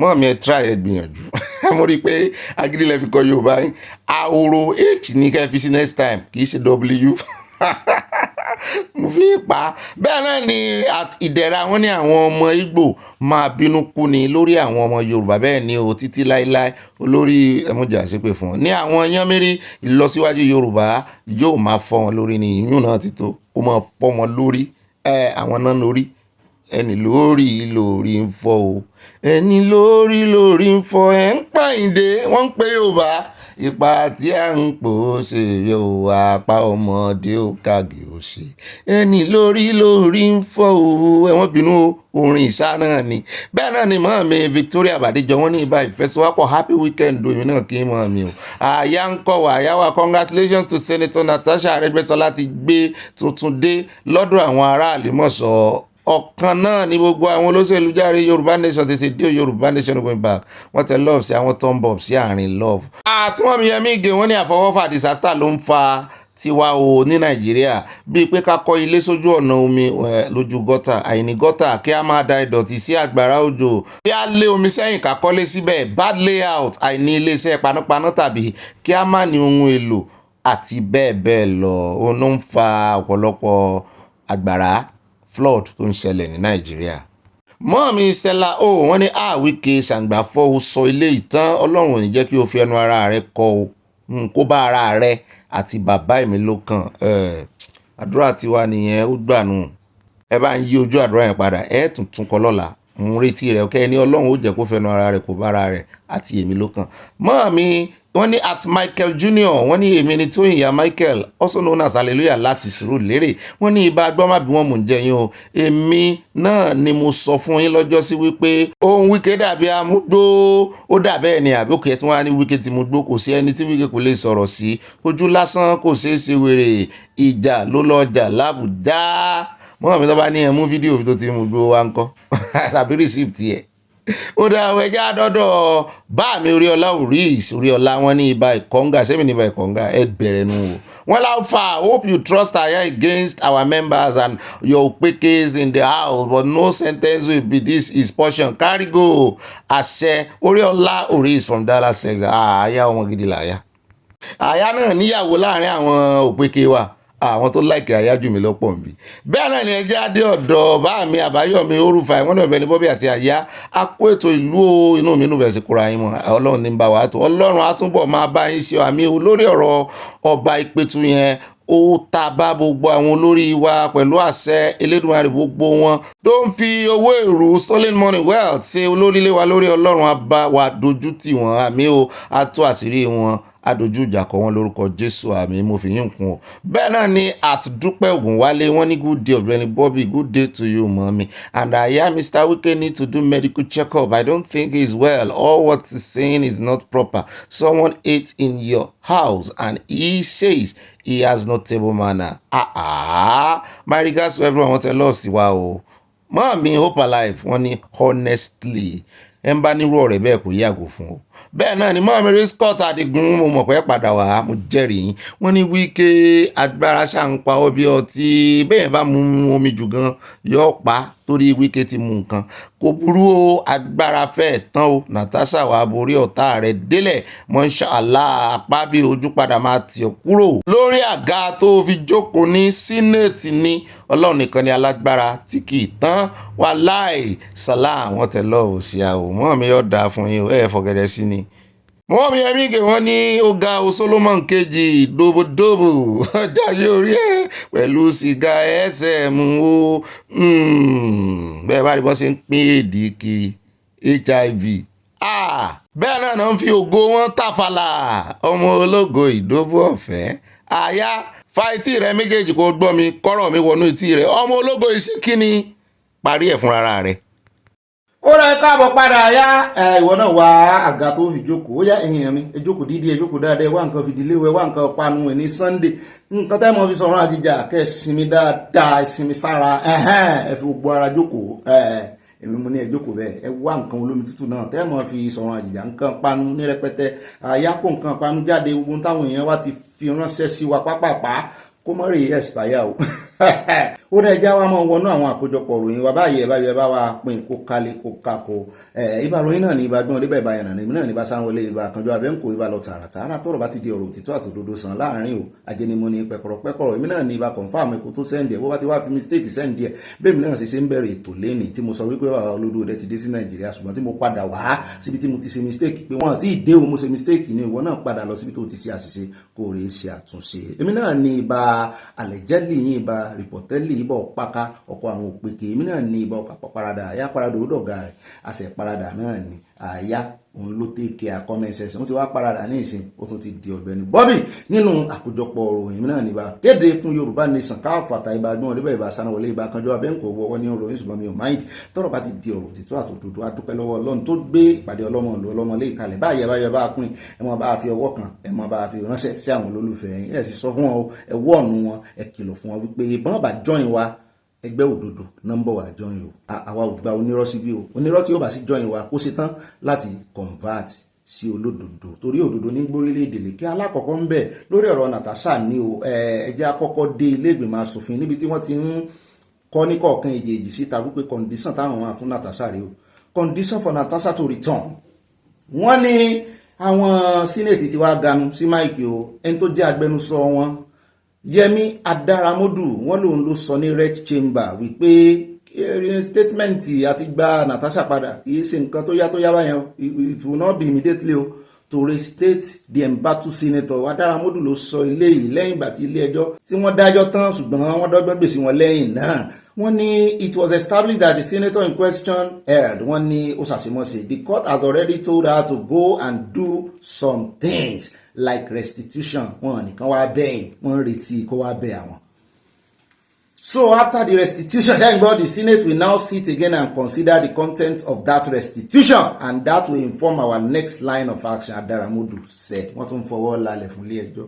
Abájọ táwọn èèyàn fi ń pariwo wípé bí ilé ẹjọ́ ṣe dá ẹjọ́. À ń bọ̀ ń bẹ̀ lọ́ọ̀yà tiẹ̀. The Senate explained will only reconvene to deliberate on the matter after Akpoti Uduaghan had complied with the court's directives. Pé àwọn ò ní sọ nǹkan kan lórí ọ̀rọ̀ rẹ̀ àfìgbà tí ó bá ti ṣe ti ilé ẹjọ́ nìkan ṣe torí ẹ̀lẹ́mí náà ṣe ń sọ lánàá pé Akpoti Uduaghan kó mọ̀ fi agídí ṣe léyìí o bí ilé ẹjọ́ bá ti dájọ́ lóòótọ́ kó dúró gba kọ́pì o wọ́n sì láàrin 7 days náà máa ní kọ́pì yẹn máa jáde kó dúró gba kọ́pì kò stọ́dì ẹ̀ dáadáa o kó mọ̀ fi ìwọ̀n wọra ọ̀rọ̀ adégun pé èèyàn bá ro dúdùn fún yóò ọ̀rọ̀ adégun pé èèyàn bá ti ń jàre tẹ́lẹ̀ dúró ò ní sùúrù ara ẹ̀ náà ló ká ní ó ní sùúrù tí ò rí mọ́ bẹ̀bẹ̀ tí ò rí mọ́ ṣe àwàdà kìíní tí ò ta sí àpabio lẹ́yìn ìgbà àtẹjọ́ ti wà nílé ẹjọ́ kò ní sí pé wọ́n ní ó rí mọ́ bẹ̀bẹ̀ wọ́n tó ti wá fẹ́ yí mọ́ lọ́wọ́ ní ìsìn wọ́n ní àwọn ní kó wá bẹ̀ ara condition nìyẹn pé ó dìgbà tó bá mú condition ṣẹ ẹ̀bẹ̀ tó yẹ pé torí ẹ̀ náà wọ́n ní kó mọ́ bẹ̀bẹ̀ látijọ́ iná ni. The first reaction now will not be from us ní àwọn senate. The court has ruled. So once she takes the step to redress and does what the court has directed her to do, then the Senate will sit and look at the content of her reaction as prescribed by the court. Bẹ́ẹ̀ náà ni ìkànnì àwọn analyst kan náà gbà yànjú lánàá wípé kó mọ́ pé tó bá lọ tún lòun ò ní ṣe tí ilé ẹjọ́ ní kó ṣe pàápàá jùlọ ẹ̀bẹ̀ tí ilé ẹjọ́ ní kó wá bẹ̀ àwọn kó sì wá san 5 million wọ́n ló ní option láti san tàbí kó má san wọ́n ní tí ò bá san àjẹ́ wípé ó máa lọ sí appeal court ẹjọ́ kò tẹ́mi lọ́rùn pé òun ò bẹ̀bẹ̀ òun ò ní bẹ̀bẹ̀ pé ó sì pé tó bá sì ti gbẹnu lé appeal court wọ́n bá dájú ẹ̀ gan bẹ̀ wọ́n láwọn kìnìún àtúngbẹ́jọ́ lọ ilé ẹjọ́ wọ́n láwọn náà gbà yóò sì fa ìrìn àjò rẹ̀ gùn ni tó bá fẹ́ lẹ́nu ọ̀rọ̀ dáadáa kó tiẹ̀ kọ́kọ́ padà sí senate yẹn náà kó súnmọ́ wọn kó fojú wọn gbolẹ̀ dáadáa ó yẹ kó náà fọgbọ́n sí this time around o. ṣùgbọ́n ibi láti sàn yẹn lọ́wọ́ ó náà ní Àtíkù ti ganu sí mike ó ní I commend justice tó dájọ́ Binta Nyako of the Federal High Court Abuja for the courage in lifting the obnoxious suspension of Senator Natasha Akpoti Uduaghan. Àtíkù ló ganu sí mike ó ní I also hail Senator Akpoti Uduaghan for challenging the illegality of her suspension by not sleeping on her right in chamber where women are already vulnerable. Ọ̀rọ̀ ńlá ó tún fi yẹn ẹ mọ̀ pé opportunity ni Àtíkù máa ń wá ṣùgbọ́n ẹni tó wá là wá lọ́yẹ̀ lórí ọ̀rọ̀ gangan jù ó ní agbẹjọ́rò tiẹ̀ níbi tó ti ganu sí máìkì wípé ilé ẹjọ́ kúrẹ̀tẹ̀ lórí ìgbésẹ̀ kan gbé lórí ẹjọ́ tí wọ́n náà dá wọ́n ní wọ́n jẹ́ kí ẹjọ́ yẹn kó wá straight forward wọ́n ní kò clear sí àwọn èèyàn pé kí ló dé tí wọ́n ń pa gọlọgọlọ tó bá fẹ́ dájọ́ tó bá fẹ́ pàṣẹ pé ṣé kò sí àṣẹ lẹ́nu wọn ni náà ṣe wá ń dọ́gbọ́n sọ pé àwọn rẹ́kọ́mẹ́ndì pé kò sí tó ń jẹ́ recommendation ṣùgbọ́n lọ́ọ̀yà Natasha ti ṣàlàyé fún alánà wípé ń gùn nínú pé wọ́n fẹ́ dájọ́ pé mo pa láṣẹ wípé recommendation náà wà nù ẹjọ́ ṣùgbọ́n ẹjẹ́ agbọ́rọ̀ lẹ́nu tiẹ̀ tó sọ wípé ẹjọ́ mọ̀nàfíkì ìdájọ́ mọ̀nàfíkì ni wọ́n ń dá ẹ bá ń tẹ̀sílẹ̀ agbára ní time púpọ̀ láti waste. Well, it's a sad thing that people have to sit in interpretation or in judgment over judgment. It shouldn't be that way. The reason why courts exist is to actually resolve conflicts, to cure doubts, and when there are ambiguities. So when people approach the courts and because they are quite on some form of uncertainties, they should come out, with some express, clear direction that the court has given. In this case, there seems to be more confusion, and that's another failure on the part of the court. It shouldn't be so. But again, we can't be conclusive because we're talking about a judgment that is yet to be published, that is yet to be released by the court. As we speak, I doubt if any person has a copy of that judgment. Again, that is not the best because we have a tradition in some of the courts, like the Federal Capital Territory Court, courts in the Federal Capital Territory, particularly high courts. They are able to give you the copy of a judgment immediately after it has been read by the judge. Another court that does that as a matter of standard is the National Industrial Court. The Federal High Court shouldn't fall short of that. So leaving room for these kind of uncertainties. Nobody should actually be making any interpretation now because they haven't had a copy of the judgment. However, what is clear is that people are speaking to a media icon, or rather I would say a media consultant. He said he was referring to the judgment as being advisory, and I said, look, this is not an international court and that is giving a judgment that is advising one party, which is usually a state. This court is supposed to make directives, but from the media reports, it's clear that the court is does not agree with the length of judgment. The length of suspension. It's not different from what we have said before, because the centrality of this issue is not really Senator Natasha Akpoti, but the Constitution of the Federal Republic of Nigeria that recognizes the right of a certain persons to be represented in the Nigerian Senate. Would that right be extinguished because of issues that have to do with apologies? Apologies to who? Would the Nigerian state, for the sake of not having an apology given to it, deprive a certain people of Kogi Central of the, legitimate representation in the Senate? So I think we are stretching this Senator Natasha's issue to the detriment of democratic values. We are now saying that a people have now been deprived because the issue of political representation is actually a right. So I doubt whether these issues could have actually been resolved without the core interest of the people of Kogi Central. The judgment also, the reportage of this judgment has been overshadowed by the issues that have to do with the contempt against Senator Natasha. It's interesting that, dealing with issues of contempt, because contempt is actually a criminal offense that should be tried,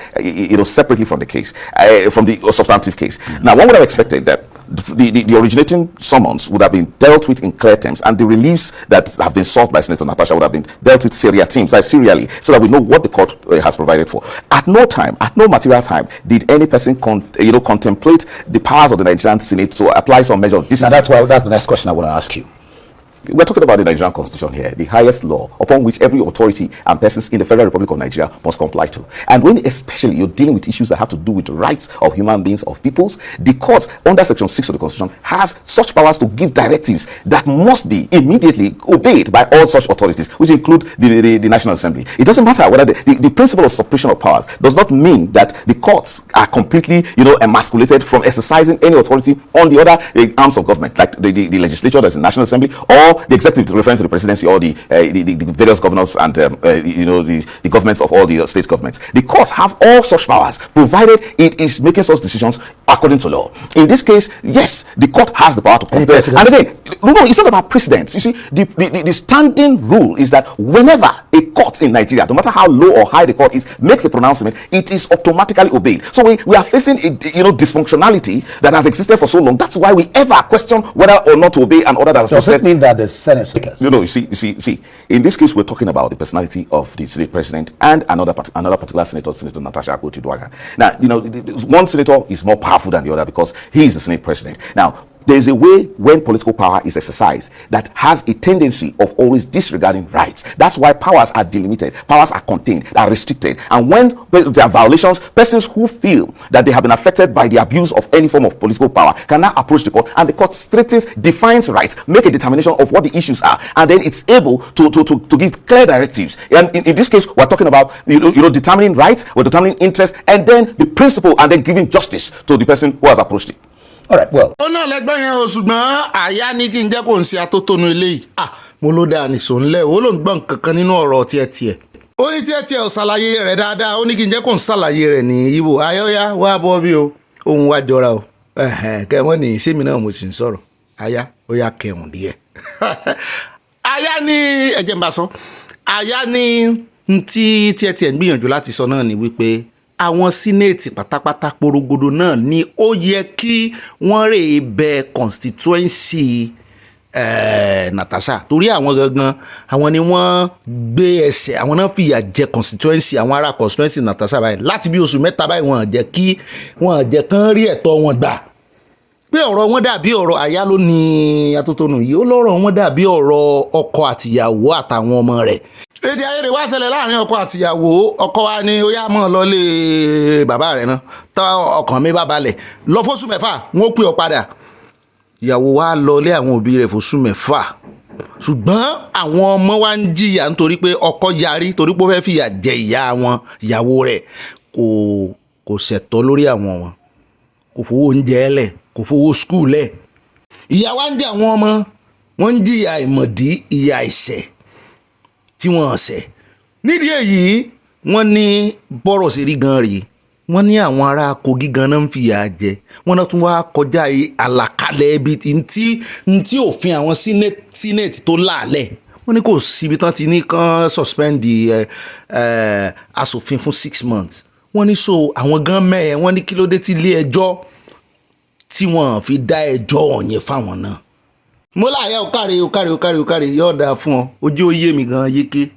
The apology for what? For the contempt. For issuing certain statements. And I consider that as an innuendo. And when you make innuendo, and that's what even makes it more confusing. And that's what makes it very defeatist. That they have now left the substantive issues. They're not going to deal with issues of whether or not a certain satirical statement that was published in a Facebook amounts to anything. No, whereas she was asked not to make comments because it was sub judice, so don't make comments. So you see what we're talking about? So we're not arguing whether or not those comments are directly related to the Senate President or not, or whether they have any value. Whether they have any value to the case. But we are talking about someone, are you now also depriving her of the right to be poetic, to write a satirical statement about anything? You say these are prevarications. We are running away from the real issues. We need to make some progress, and the courts have not really helped with this kind of uncertainty that we have had in this matter. ẹ rí wípé ọ̀rọ̀ jábọ́ àṣẹ tẹ̀lé tí ẹ sọ gbogbo òdodo ọ̀rọ̀ tó lè sọ sí wọn wípé bá ṣe ń ṣe ẹjọ́ kọ́ nìyẹn tẹ́ bá sọ pé kán dá padà gẹ́gẹ́ bí ọ̀rọ̀ Yusuf náà ni ẹni kan dá padà pàápàá ilé ẹjọ́ ìpàṣẹ òwe order you ilé ẹjọ́ ni ó sì ṣe ẹ̀yin ni akẹ́yìndé gbẹ̀gbọ́n àwọn 3 arms of government ta ní bí executive bá ṣe mọ̀nàmọ́ná tí àwọn aṣòfin ṣe mọ̀nàmọ́ná ẹ̀yin amòfin lágbára wà lọ́wọ́ yín ọ̀dọ̀ ẹ̀yin náà gbọ́dọ̀ ṣe mọ̀nàmọ́ná o torí òfin mú amòfin náà ó sì mú aṣòfin ẹ̀yin amòfin gangan lágbára wà lọ́wọ́ yín ẹ lè rán executive lẹ́wọ̀n ẹ lè rán aṣòfin lẹ́wọ̀n in fact ẹ lè rán amòfin ara yín gan lẹ́wọ̀n tẹ́ dìróòbù ẹ̀ torí òfin ju everybody lọ ṣùgbọ́n ẹ̀yin gangan ni ẹ̀ ń pa àṣẹ fún òfin. ẹjá kó ń bẹ́ ẹjá wá lọ tààràtààrà sí Ẹdẹ níbi tí òwe tí wọ́n sọ wípé bẹ́yẹn bá ń lo Ẹdẹ kó mọ́ bẹ́ẹ̀ dẹ̀ jẹ́ torí pé ó ń lọ Ẹdẹ torí bó bá dé látẹ̀dẹ̀ kò ní ríbi dé sí o Ẹdẹ ibi tí ó dé sí dáhùn ló dífá fún ìmáàmù kan tí orúkọ rẹ̀ jẹ́ Kádírì tán sọ wípé ó fipá bá ọmọ ọdún 8 sùn lágbègbè ibo wọ́n ní agbègbè Babásànyà Àràká ní Ẹdẹ wọ́n ní làwọn èrò ti pé bánu lé lórí tán fi ìbínú ẹni tí ó ń jùkò ẹni tó mẹ́gba ẹni tó mú kóńdó wọ́n nà tí ẹ̀ fẹ́ bàjẹ́ wọ́n ní wọ́n tiẹ̀ ti fẹ́ gbẹ̀mí lẹ́nu rẹ̀ kí àwọn ọlọ́pàá tó dé wípé ẹ mọ́ pa ṣé wọ́n wá ṣe patrol lọ ni wọ́n ṣe yà àbí èèyàn kan ló pè wọ́n lé èèyàn kan ló ránṣẹ́ sí wọn tó pè wọ́n yẹn alága àbílẹ̀ ẹ̀bẹ̀ wọ́n lòun ló ránṣẹ́ pé wọ́n wípé wọ́n ti fẹ́ pààyàn kan sí agbègbè ibi báyìí ẹ lọ bẹ̀ ẹ lọ mójútó nígbà táwọn ò dé bẹ́ẹ̀ wọ́n ní àwọn ará abẹ̀ yẹn bá kẹjọ́ wọ́n rò wọ́n ní ẹni tó jẹ́ agbẹnusọ iléeṣẹ́ ọlọ́pàá lọ́sùn state Abíọ́dún Ọ̀jẹ̀lábí ní pápápá làwọn ránṣẹ́ pàjáwìrì lọ síbẹ̀ tí àwọn ọ́fíìsà àwọn sì lọ dá àlàáfíà padà ságbègbè ọ̀hún ibẹ̀ ni àwọn ti mọ̀ pé àwọn àmọ̀tẹ́kùn ló arrest rẹ̀ tí wọ́n sì hand over rẹ̀ lé àwọn lọ́wọ́ gẹ́gẹ́ bí òfin ṣe là kalẹ̀ wọ́n ló ti wà lákàtà àwọn ṣùgbọ́n àwọn fẹ́ kí division jurisdiction tí ìṣẹ̀lẹ̀ náà ti ṣẹlẹ̀ wọ́n ní kán kọ́kọ́ ṣe ìwádìí kó tó di wípé àwọn máa transfer ẹjọ́ rẹ̀ lọ sí state CID bó ti rúgi oyin báyìí o mo ló dára agbẹnusọ Àmọ̀tẹ́kùn ọ́físà Ìdòwú Yusuf òun ló wá bá wa sọ̀rọ̀. Wọ́n ní ìmáàmù ní arákùnrin náà ní mọ́sálásí kan tó sì ní ilé kéwú. Ó ní ará agbègbè Babásànyà Àràká lórí ẹ̀jẹ̀ lára ọmọ náà tó pe mọ̀mọ́ rẹ̀ pé sí ọmọ yín tẹ́ ẹ ti ń wá látàárọ̀ kọ́ yìí. Ọmọ náà sunkún, ẹ̀jẹ̀ ń dà lára rẹ̀, ìyá rẹ̀ ti ń gbọ̀n pé kí ló ṣe ọmọ òun. Wọ́n béèrè pé kí ló dé, ọmọ ò lè sọ̀rọ̀, ṣùgbọ́n wọ́n gbé dìgbàdìgbà, wọ́n rọ̀ dìgbàdìgbà, ó di ọsibítù. Lẹ́yìn bíi wákàtí méjì wọ́n ní wọ́n ṣàyẹ̀wò tán ní dókítà ti wá sọ fún wọn wípé wọ́n fipá bá ọmọ yín lò pọ̀ ní ọmọ yín. Wọ́n lọ. bí a ní báyìí ẹja tẹsẹ̀ kan ká dé àdúgbò yẹn tá a bá kó ń bẹ̀ á gbọ́ lẹ́nu àdé station bàbá náà sọ̀rọ̀ ó sọ ní tóun rí lọ́bẹ̀ tóun fi wá sọ́wọ́ ṣùgbọ́n táwọn kan wá ń sọ ní ìsìn ni pé wọ́n ní ká pe àkíyèsí ẹgbẹ́ Murik sí ọ̀rọ̀ yìí pé kán jáde o nítorí ibi tí ọ̀rọ̀ ti kàn wọ́n níbẹ̀ náà máa gbẹ́nu lọ tẹ́lẹ̀ ọ̀rọ̀ kàn wọ́n báyìí o kán jáde o kán wá sọ̀rọ̀ lórí ìkànnù ara wọn. Ìmáàmù náà pé bóyá ara àwọn tí wọ́n ti ń ṣe náà wà ń di ọ̀rọ̀ sàríà rẹ̀ àwọn èèyàn ti ń béèrè wọ́n ní sáfì sàríà àdájọ́ rẹ̀ ni mo ní àsàríà ògè lóko ni o àdúgbò náà rí ẹ̀rí wọ́n fẹ́ẹ́ pa tí wọ́n fẹ́ẹ́ nu ara rẹ̀ jẹ́wọ́ nígbà tó dé station ó lọ́ọ́ mọ àbúrò òun ẹ bá ń tẹ̀sí ilé agbẹ̀rẹ̀ jẹ́ agbọ̀rọ̀ lẹ́nu ẹ̀. kí ló ṣẹlẹ̀ gan-an ọwọ́ kan fi bá wo ẹ bá sùn pẹ̀lú àṣìṣe báwo lọmọ ìṣe jẹ́ sí ọmọ bíi báwo ok ọmọ bíi àbúrò yìí inú agbolé ni ẹ mọ màmá rẹ ẹ mọ bàbá rẹ so ẹ̀yin náà lẹ ránṣẹ́ lé ní ẹ̀yin lẹ ránṣẹ́ iṣẹ́ ò lẹ rán ok ọwọ́ amẹ́pọ̀ wà ní sínú yàrá yín níbi tẹ́ ti bá sùn nìyẹn. òní ajá tí méjì lè ní lọ láàárọ̀ yìí tó ń gbà tí mò ń lọ ní àárọ̀ yìí mo fún ní owó oúnjẹ tó kó fún lóúnjẹ 500 nǹkan bíi aago méje ni mo tó máa wọlé tó wákàtí ọba kó olùbí iṣẹ́ máa lọ pàdé àmúwọlé.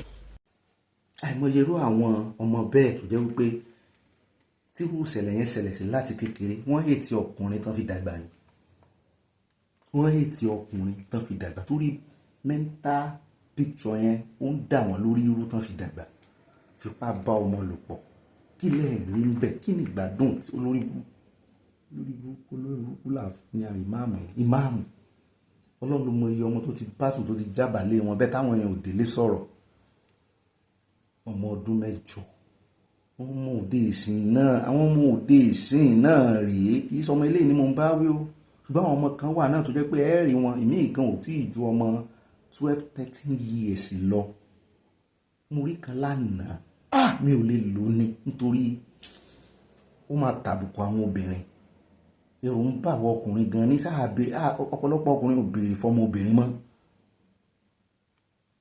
torí kò sí bó ṣe ṣe bolo tí ò ní ń gbẹ báyìí kò sí bó ṣe mójútó wọn tó àwọn ọmọ burúkú kan wà bóyá skul ní o bóyá ọmọbìnrin ló mú gbójú náà mú kànájú báyìí nìkan sọ ó lá àwọn méjì wọ́n ṣe sẹ́fì ó ní àwọn tí ń rìn tẹ́lẹ̀ wọ́n sì ti rìn náà o ṣùgbọ́n wọ́n ti lómi lára díẹ̀ èmi ò wá mọ́ wọ́n sì ti ń rìn tẹ́lẹ̀ ó ní ẹ wò wá àwa tá a ti rìn wọ́n àwọn ọmọ yẹn ò tí ì lè ju 12-13 years lọ pẹlẹbẹ báyìí náà sì mọ̀ rí ó ní ẹ wò wá àwa tá a ti rìn tẹ́lẹ̀ ṣùgbọ́n nígbà tí àwa náà ti bẹ̀rẹ̀ sí ní gba nǹkan ara ọkùnrin sára tá a náà ti ń dóko ó lè sọ nìyẹn ẹgbàá láàyè àgbàlagbà ló wà ní táwọn ti ń gba pọ́nrán sára ẹ wò wá bá ṣe rí rùmù ìtumọ̀ ẹ̀ náà ni wípé wọ́n ti bẹ̀rẹ̀ sí ní bá wọn sọ ọmọ kéékèèké àgbàlagbà ni ó sì máa bá wọn sùn kí tún wá sí yẹn nìkan ẹlẹ́yìn gbà kínní sára ìtumọ̀ ẹ̀ ní báwọn tó ń bá wọn ọmọ ìsùn wọn lo rọ́bà dà so wọ́n bìlífù pé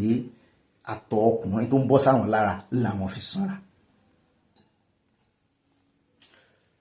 bí n bá ṣe mistake wọn tí ilé kọjá ó pọ̀ jù 14 years ó yan àyà wọn gan-an kò tí bí ìgbà tí àgbàdo ẹ má bínú torí ẹ mo ṣe fẹ́ lo ẹ̀yin ìyá wa mo fi tanu àbùkù bóbìnrin o bí ìgbà àgbàdo ṣe ń yọ ìrùkẹ̀rẹ̀ wọ́n á mọ̀ wò pé kí làwọn wèrè ní mọ́ọ̀mù yìí wèrè ní àwọn ọmọ ilé kẹ́sì take advantage wọn ṣé ẹ rí ibi tí àwọn ọmọ bá ti pọ̀ sí bóyá school ní o wọ́n ti máa ń péjọ ilé kéwú ni anywhere wọ́n sì mọ́ dẹ́rù bá wọn ẹni ó gbọ́dọ̀ sọ bọ́ ọba sọ ọ́ kù bọ́ ń gbò jẹ́ pé bàbá dúró àwọn ti ilé kéwú àwọn pásítọ̀ kan náà ń ṣe bẹ́ẹ̀ o àwọn pásítọ̀ kan náà ń ṣe bẹ́ẹ̀ ẹ sì mọ̀ wípé àwọn ọmọ tó bá ti rí wípé àwọn òbí àwọn bẹ̀rù àwọn ìmáàmù wọ́n bẹ̀rù àwọn pásítọ̀ àwọn ẹni ìdárúkọ tìbílẹ̀ ìbílẹ̀ náà ń ṣe ṣùgbọ́n sọ ìpéjọpọ̀ mélòó láwọn oníbílẹ̀ ní báyìí àwọn ti ṣọ́ọ̀ṣì àti mọ́sìkì gan ló lè ṣẹwárí tàwọn ti mùsùlùmí ó dàbí ẹni pé gbàgbọ́ wọn rọ̀ mọ́ pé ọmọ kékeré ó tọ́ súnà ni torí ẹ̀ mo ṣe ń béèrè lẹ́ẹ̀kan bí ìgbà tó tọ́ súnà ni ẹjọ́ gbala ìtẹ́ẹ̀bà sí ẹ̀wọ̀n tanu àbùkù bá ànábì kankan wọ́n sáà ní ó ti wà lákàtà àwọn o ẹ̀yin abiyamọ kí ni kán ṣe fún un ṣé kán gé oko rẹ̀ tó yẹ kán mọ̀ ṣe fún wọn nìyẹn kán ti ẹ̀ ṣòfin mo gbọ́ pé ìlú kan wọ́n ṣòfin yẹn bẹ́ẹ̀ tó bá ti fipá báyọ̀ sí ìsìn wọ́n mọ̀ gé oko rẹ̀ ni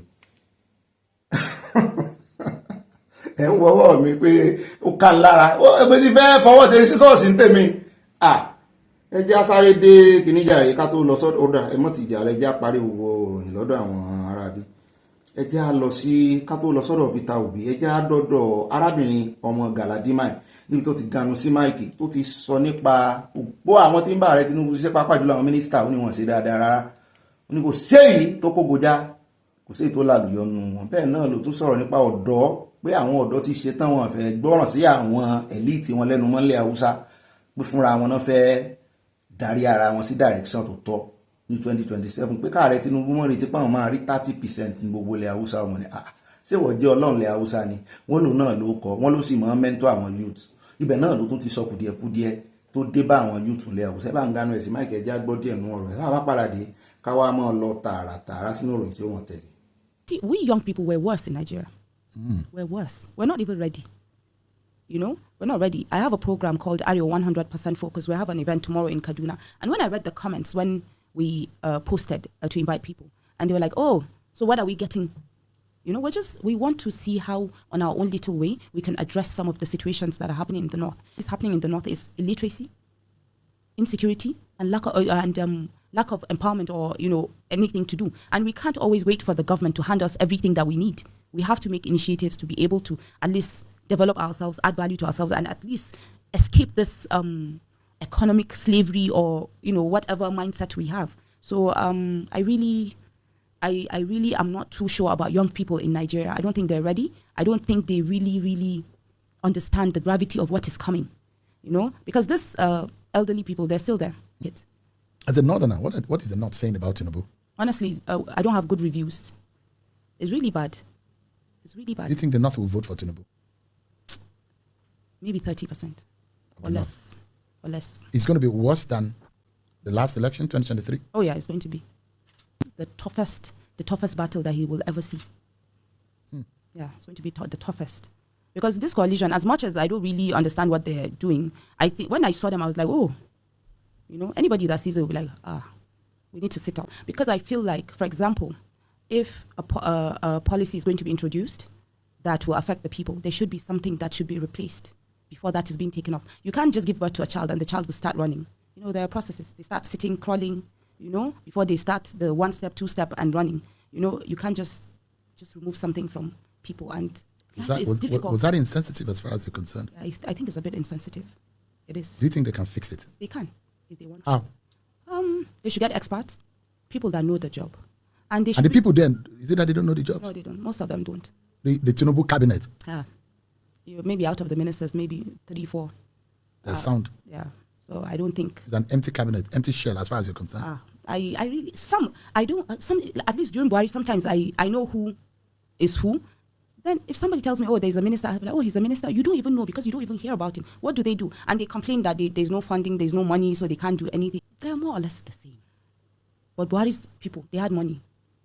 So at least they can be. And they have freedom and independence. Yes. But I feel like, you know, the moment you go to a minister and you say, oh, okay, I think this will be good, you'll be like, you know, we can't really do anything. I'm like, so you can't do anything about it. And really, they're not doing anything. So he's there.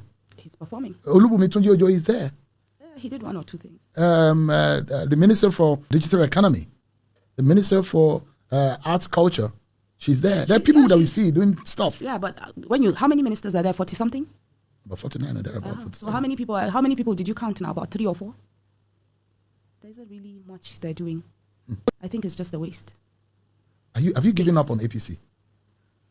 I'm just highly disappointed. Very disappointed. I actually thought that, there are some places I can't go to. During Buhari's time, second tenure, they broke my windscreen. Because they said, you promised us, now you're enjoying your inside car. Before, when you go to traffic lights, you see them begging, using their hands like this. Now they will knock on your window. Now they will snatch whatever it is that you have. So even if you think, it doesn't affect me, it's coming. I am afraid of the storm that is coming. There's a storm. Oh yeah, there's a storm that is coming. People and it could consume the APC. People will think that, it's the North. The North, they don't go to school. There's insecurity. If it blows up in the North, Nigeria is gone. So we have to fix it. So APC is a difficult name to bear, a difficult party name, a title to bear in public now. Is that dangerous? Yes, it is. Let me tell you, there was a reconciliation meeting we had at Women's Center for FCT APC members. I swear to God, I only saw one APC cap. People went there as APC people, but they did not go there for the government. They went there for the reconciliation so that they can see how relevant they can be. People are even scared. A lady called me last week. She said, we need to start a support group to go to start campaign for 2027. I said, so what do you want us to do? We should call women. I said, call women. You want to call women with me? I said, don't call me. What do you want me to tell them? I've already used my goodwill. I've already said, what I'm supposed to say. What do you want me to go and tell them now? So that they will eat me and you. I said, no. Anytime wo ọmọ Galadima ni o náà wà actively nínú politics nílẹ̀ Haúsá gidigidi ni o. Tá bá ń sọ̀rọ̀ youth, tá bá ń sọ̀rọ̀ wípé àwọn tí wọ́n máa ń gbọ́ràn sí lẹ́nu láwọn youth, ó wà lára wọn o. Ọmọ ẹgbẹ́ APC sì ni, ṣùgbọ́n èmi mọ̀ wípé àwọn presidency, àwọn tó súnmọ́ Ààrẹ Tinubu, wọ́n ní dáhùn. Ẹ rí pé wọ́n dá lóhùn. Wọ́n ní dáhùn sí gbogbo tí ń sọ gbà kéèsì tí ń pè. Àwa sì ń gbàdúrà k'Ọlọ́run jẹ́ kan sórí kunkun bíi Fáráò ni. Kí gbogbo ẹ̀ lọ́jú pọ̀. Ó ní ká bàbá rẹ̀ já sáré dé ọ̀dọ̀ bàbá Andoaka níbi tán ti garun sí máìkì pé gbogbo àwọn tó ń béèrè fún ìpínlẹ̀ tuntun tán fẹ́ kí gbogbo ìpínlẹ̀ di 67 láti 36 wọ́n ní èròǹgbà àwọn ò jẹ́ níhù, wọ́n ní àwọn olóṣèlú tán ní ìmọ̀tara ẹni nìkan ni. Ṣùgbọ́n jẹ́ ká tiẹ̀ sọ̀rọ̀ lórí ìpínlẹ̀ tuntun. Bàbá wa Fápọ̀ǹdà náà sọ lánàá pé 67 ni ó mọ̀ di. Ìyá wa náà sọnù wọ́n ní 67 ni ó mọ̀ di. Ǹjẹ́ àwọn ìpínlẹ̀ tí àwọn ìpínlẹ̀ tuntun ti fẹ́ jáde ṣé inú wọn ó dùn, sáyọ̀ wọn ó kún, ṣé wọ́n máa jọ̀wọ́ wọn máa fokùn lẹ̀, ṣé wọ́n máa yọkùn kúrò lọ́rùn wọn? Nítorí by implication owó allocation tàn gbà wọn à ní rí tó yẹn gbà mọ́ o. State tàn bá wọ́n mọ̀ pín ó ní bá ṣe ń pín allocation báyìí o, bẹ́ẹ̀ àwọn wà ní pín allocation for new state. Ẹ bá ń tẹ ohun bàbá Andoaka sí ẹ jẹ́ á gbọ́rọ̀ díẹ̀ lẹ́nu. I wonder in the challenges we have, the desirability of having new states. It does appear, if not because of the deregulation of the petroleum industry and the removal of subsidy, most states could hardly pay their salaries or meet their obligations. So I really do not understand the basis for more states creation, because agitation for more states is born out of political selfishness. It's not really a purely legal matter. Everybody wants to have a state where he has an influence, where he can become a governor, where he can become the godfather and whatever. If you look at Canada, Canada is 11 times bigger than Nigeria. They have just about 7 provinces. So I guess worried when we are talking of creation of more states. I don't think it's out of legal consideration. It's more of a political consideration and even more of selfish consideration. And I've earlier stated it's out of political and selfish consideration. It's purely the cost of getting governance will be high. You have more governance. You know the overhead of governance, salaries, motors, motorcades, house assembly. So the money that's supposed to be channeled to development will be used on overhead costs. It's absolutely not desirable. Wọ́n náà lẹ́ti gbọ́ lẹ́nu SAN ni wọ́n Andoaka àgbà ọ̀jẹ̀ ni wọ́n nínú agbẹjọ́rò, ṣùgbọ́n tí àwọn èèyàn tún wá ń sọ ni wípé ta ni tán bá tiẹ̀ wá dá àwọn ìpínlẹ̀ tuntun sílẹ̀, ṣé wọ́n fẹ́ sáré ṣe ìdìbò ni láti yan gómìnà, láti sáré yan àwọn alága àbílẹ̀, àbí wọ́n máa yan àwọn sole administrator bá Ààrẹ Tinubu ṣe yàn sí Rivers kí ló fẹ́ ṣẹlẹ̀ ibo náà ti fẹ́ rówó bẹ̀rẹ̀ ibo náà ti fẹ́ rí secretariat tán máa kọ́kọ́ lò bó náà ti fẹ́ ṣe àwọn wo ni yóò jẹ́ bàbá àṣàlẹ̀ mo ní ṣe wọ́n ti ṣe state tuntun rí mo rántí ìgbà tán dá Ọ̀ṣun lẹ̀ àti ẹ̀rù pé Ifẹ̀ náà máa fún ní state yẹn gbà yẹn láyé Babangida náà ti kọ́kọ́ ń jà fún the first time ọ ní àná wọ́n sì wà lórí oyè ńgbà náà ní táìmù òní náà mo ti gbàgbé yí àyẹn náà ti kọ́kọ́ jà fún tá à ń retí ẹ̀ báyìí tá a ní Ifẹ̀ mo wà ńgbà náà àṣẹ̀yìnwá àṣẹ̀yìnbọ̀ Òṣogbo náà gbé lọ àwọn àmọ́ wo mi ò rò pé Ifẹ̀ gan jà fún state lọ́wọ́ yìí mi ò rò pé wọ́n jà fún rárá báyìí ṣùgbọ́n odidi orílẹ̀-èdè làwa ń wá òmìnira òun làwa fẹ́ orílẹ̀-èdè tuntun kò sí ní tó kàn wá pẹ̀lú state wọn orílẹ̀-èdè tuntun làwa ń wá. ó dẹ́ káàbọ̀ padà ẹja wá sáré dé Zamfara náà láti Kano níbi tá a ti gbọ́ wọn ní ọ̀kan nínú àwọn ọ̀gá bandit tó ń dalẹ̀ láàmú ní Zamfara yellow Dan Bankolo wọ́n lòun ló kọ rẹ̀. wọ́n ní àwọn ará agbègbè náà ní north west wọ́n ti bẹ̀rẹ̀ sí gbáradì fún ìpadàbọ̀ Abidjan látàrí ìṣẹ̀lẹ̀ òun torí wọ́n ti mọ̀ pé wọ́n ràn ró.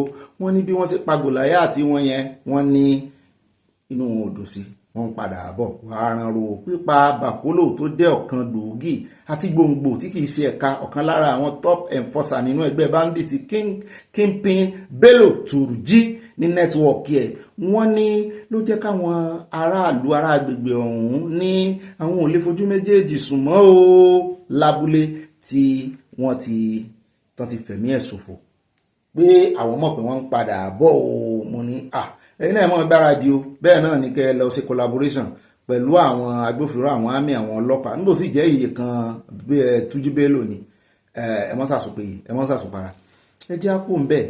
kódà ní báyìí ẹ jẹ́ àkọ́kọ́ dé ìròyìn méjì náà ló kù ńlẹ̀ ẹ jẹ́ àkọ́kọ́ dé ìpínlẹ̀ Kwara níbi tá a ti gbọ́ tán sọ wípé wọ́n ti ń kó àwọn oníbàárà ńlẹ̀ ká tó wá lọ sí ọ̀dọ̀ ti Òbí ọ̀rọ̀ pọ̀ lórí Òbí yẹn. wọ́n ní ìjọba ìpínlẹ̀ Kwara ti bẹ̀rẹ̀ sí fi òfin gbé àwọn oníbàárà ní ìlú Ìlọrin tí ó jẹ́ olúùlú fún ìpínlẹ̀ Kwara wọ́n náà ń dalẹ̀ láàmú wọ́n ń dá ìdọ̀tí lẹ̀ o ìgbésẹ̀ yìí ti bẹ̀rẹ̀ níbi ọjọ́ díẹ̀ sẹ́yìn bí wọ́n sì ṣe ń gbé wọn bẹ́ẹ̀ náà ni wọ́n tún gbé wọn lọ ilé ẹjọ́ pápápá mobile court ilé ẹjọ́ alágbèéká tí wọ́n sì ń ṣèdájọ́ wọn lẹ́sẹ̀kẹsẹ̀.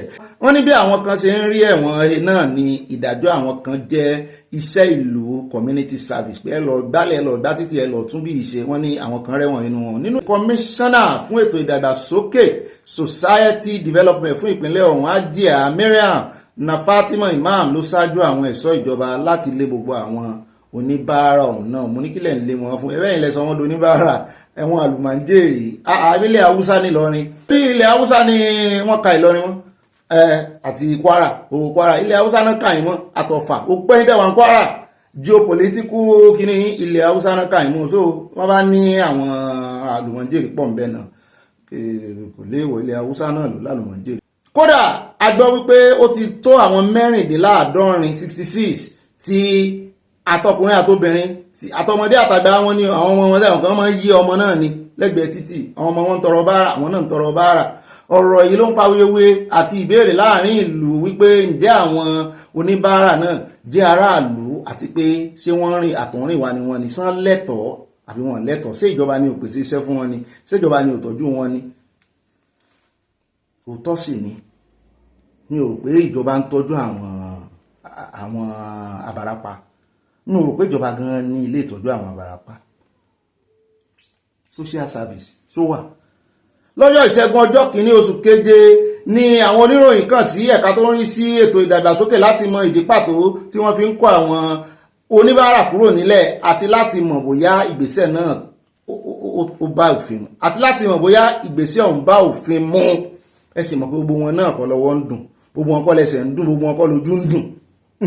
nínú ìfọ̀rọ̀wérọ̀ pẹ̀lú akọ̀wé àgbà permanent secretary ẹ̀ka náà alàgbà Àyànwálé Peter Káyọ̀dé sọ pé aráàlú ni àwọn oníbàárà náà àwọn náà sì ní ẹ̀tọ́ kì í ṣe pé ìjọba ń tẹ ẹ̀tọ́ wọn mọ́lẹ̀. ìdí pàtàkì tí ìjọba fi ń kó wọn kúrò lójú pópó pọ̀ lára rẹ̀ ní wípé tí a bá wo àwọn agbègbè kan bíi Jeremy Alimi airport post office garage Ọ̀fà Tanke àti àwọn ibòmíì a ó rí i pé àwọn agbègbè yìí jẹ́ ibi tí ìjọba ń bójú tó tí wọ́n sì náwó ribiribi sí àwọn òfẹ́ kan constitute nuisance ń bẹ. ṣùgbọ́n àwọn oníbàárà wọ̀nyí tí a bá wo abẹ́ afárá Táǹkẹ́ wọ́n ti sọ ibẹ̀ di ilé ní ọ̀pọ̀ ìgbà ìgbẹ́ ni wọ́n fi ba ibẹ̀ jẹ́, wọ́n tún sọ ibẹ̀ di ibi tí súnkẹrẹ fàkẹrẹ ọkọ̀ àti ẹsẹ̀ ti ń ṣẹlẹ̀ lórí pé wọ́n ń tọrọ báárà. Àwọn mìíràn gan ń jánà mọ́ mọ́tò lẹ́nu. Ìdí mìíràn ni pé ọ̀pọ̀ wọn ni wọ́n ń ṣe agbódegbà fún àwọn olè tí mò ń lọ rèé tí wọ́n ń kó ọ̀pọ̀lọpọ̀ nǹkan. Ní ọdún tó kọjá a mú nínú wọn ọ̀pọ̀ la bá àwọn ohun olóró bí ọ̀bẹ, àdá, oríṣiríṣi oògùn lọ́wọ́ wọn o. Kí ni oníbàárà ń wá pẹ̀lú ọ̀bẹ? Kí ló ń fi àdá ṣe? Ọ̀pọ̀lọpọ̀ àwọn nǹkan ẹ̀ la gbà lọ́wọ́ wọn tá a kó lọ sí àgọ́ ọlọ́pàá gẹ́gẹ́ bí ẹ̀rí, àkọọ́lẹ̀ rẹ̀ sì wà. Ìyẹn nìkan kọ́, tí a bá dé ojú pópó wa ní ọ̀pọ̀ ìgbà ni ẹ̀rù máa ń ba ènìyàn pẹ̀lú bí àwọn oníbàárà yìí ṣe máa ń múra.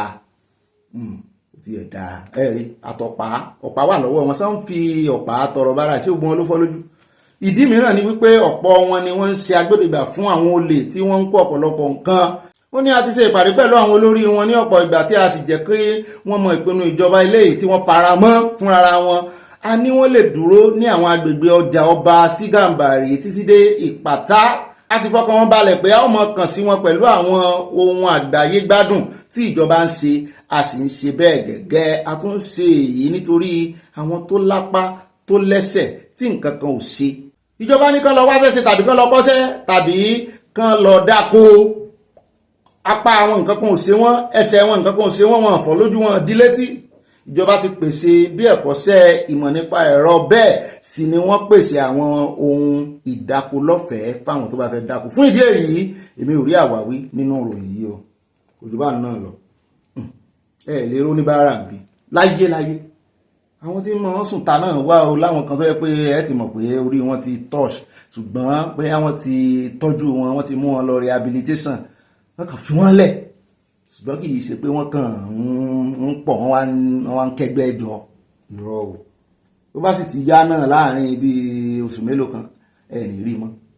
Gbogbo bó ṣe ṣe ibi tó lọ, bó ṣe sáàyàn rẹ̀ ẹ ní ìmọ̀. Ó dáa wọlé láwọn fi káde ìròyìn lẹ́ o. Ẹ já lọ sínú ìròyìn ti Peter Obi níbi tó ti ń sọ wípé kò sẹ́ni tó fẹ́ pa òun tóun, òun ò fura sí èèyàn kankan o. Ó ní ẹni tó bá lẹ́bọ lẹ́rù ló lè mọ fura sí èèyàn. Pé ọwọ́ òun mọ́ nígbà tó ń ṣèjọba ní ìpínlẹ̀ òun ò ra mọ́tò àyẹ̀ta 406 lòun lò títí tóun fi kúrò lórí ìjọba, kò sì ní àyẹ̀ta lára. Peter Obi ló sọ̀rọ̀, yóò sọ̀rọ̀ gan o. Ó ní àwọn gómìnà àtàwọn olórí yín, ó ní kí ló ń bà wọ́n lẹ́rù tí sí ọwọ́ wọn bá mú, ní kò yẹ kán máa bẹ̀rù. Kí ló dé tí gbogbo wọn ń ra bulletproof cars tó ń ra àjọ owó burúkú náà sì fi ń ra. Ó lẹ́rù ní bá wọn, inú ẹ̀rù làwọn rúlà yín ti ń rúlò ẹ̀yin rúlìs. Wọ́n ní inú ẹ̀rù làwọn rulers tán ti ń rúlò àwọn ruler and rulers. Ọ̀rọ̀ ńlá àyà yọ̀ọ̀dà fún ọ. Ìtumọ̀ rẹ̀ náà ni wípé wọ́n agree, wọ́n ti gbà pé insecurity wà Nàìjíríà ń tó mú wọn máa gbé bulletproof car kiri. Tí ò bá jẹ́ bẹ́ẹ̀, wọ́n ní kò yẹ kí politician máa lo bulletproof car. Wọ́n ló yẹ kó máa yan fandafanda bíi tàwọn ìlú òyìnbó ń sìn. Àìmọye àwọn síndàkò wa, àìmọye àwọn olórí ìlú, àìmọye àwọn mayor wa ń bì tájọ máa pàdé ní parks, tájọ máa pàdé ní kíní, tájọ máa pàdé ní public space. Tó ń gun kẹ̀kẹ́ báà náà ṣe ń gùn ibi lẹ́ẹ̀tì mú rárá àwọn èèyàn lẹ́ẹ̀tì rí àwọn olórí wọn bì, wọ́n dẹ̀ máa múra dáadáa, wọ́n á wọ suit, wọ́n á ṣe ẹ bá rí wọn tán bọ́ta ní ìsìn ẹ lè rí rìmóòtì mọ́tò lọ́wọ́ wọn. Orí kẹ̀kẹ́ wọn máa ń ní leather bag méjì lẹ́gbẹ̀ẹ́gbẹ̀ báyìí, most of them tó máa kó ìwé dọ́kúmẹ́ǹtì nǹkan sí, àti tí ó jẹ ó wà lápá kan, kọ́ọ̀pù ẹ̀ tó máa fi straw sí yẹn. Yóò ṣe gbẹ̀nù pẹ̀lú bàtà Italian shoe burúkú tí wọ́n máa dán. Kẹ̀kẹ́ ní wà lọ, kẹ̀kẹ́ ẹ̀jọ̀ máa kíra yẹn mọ̀ rẹ́rìn. Ẹ bá ń tẹ̀sí ilé agbẹ́rẹ́ jẹ́ agbọ́rọ̀ lẹ́nu Obi tó sọ wípé ẹrù làwọn olórí yìí fi ń ṣèjọba. Nínú ẹrù sáà lè pe Nàìjíríà ní ìlú ẹrù. Ẹ bá ń tẹ̀sí, ó sọ púpọ̀ lọ́rọ̀. She will supersede everyone. We have an incompetent government. As president of Nigeria, I'll bring civility and order in governance. I'll govern with the constitution of Nigeria. I will respect the constitution of Nigeria. I will govern within the laws. The government will obey the laws. I will do appointment by federal character. I will appoint competent persons with capacity and compassion for good of Nigeria. People that are worthy of emulation. So I'm not going to be Minister of Petroleum like it's been. Every ministry will have substantive minister with competence, who have the character, compassion, and capacity to run that ministry. But saying the things that as president, I will have hands-on reported to me daily or real time. Number one is security of life and property of every Nigerian citizen. Number two is basic education of our children. Because we must put those 18 million people out of it. So it is more important for Nigeria to invest in education than oil. The human capital of Nigeria, considering its population, is a huge asset. I will make sure that hands-on, I know anything that happens about health of Nigerians, starting from primary health care, ensuring we increase the insurance coverage, where the rich will pay, where the poor will benefit, and everything. So I will make sure that I know real time what happens with agricultural products, which will drive the foundation of our manufacturing. I want to know what power we're generating daily and distributed daily. And I want to look at the SMEs, the manufacturing, to ensure that they are properly supported with adequate interest rates. And I'd like to go into details of some of the crucial areas, because you campaigned in 2023, and there are those who say, well, all of the things that this government said they would do is the things that Peter Obi also said he was going to do. And I'll come to those things in a bit. But all of these things you mentioned, you said you're going to do only in one single time of 4 years. Oh, yes, it's just to know what is happening to them daily. You don't have to solve them overnight. So you don't want to spend more than 4 years as president to be elected? That's it. So you can actually do all of it. You can actually, nobody expects 100% result. They expect 100% sacrifice and effort. So we know we're driving there. So there's nobody that's going anywhere is going in one day. But if we set out to go to Kaduna today, people want to see us in Kaduna Road. If we're headed to Lagos Road, we're in the wrong direction. What is happening now is that we're telling people we're going in this direction, but we're going in that direction. And so if you don't know where you're going, every road will lead you there. That's the confusion. Can Nigerians trust that commitment of a single term from you? So I said it and I put it in capital. I don't need a day more than 4 years. In fact, the day before, Nigeria in those 4 years.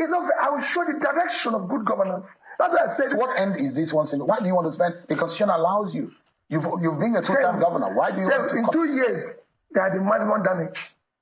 That shows 2 years can change it in good direction. People want to get up and see a president that cares. ọ̀rọ̀ ńlá ló fi sọ ọ́ ẹ wo àlè ló gbogbo ẹ̀tàn lónìí àmọ́ lò lọ́la ẹ wo ní tí mo rí mú bẹ̀ náà ni wípé ọdún mẹ́rin ti tó tún ayé ṣe ẹ wá wò bó ṣe ń ṣèjọba ń bì àní wọ́n lè dìde lónìí báyìí kán bẹ̀rẹ̀ wípé àwọn fẹ́ ṣe òfin láàrin ọ̀sẹ̀ méjì wọ́n dẹ̀ máa clear gbogbo òfin yẹn ó dẹ̀ máa dòfin ó dẹ̀ máa sign ẹ̀ ní.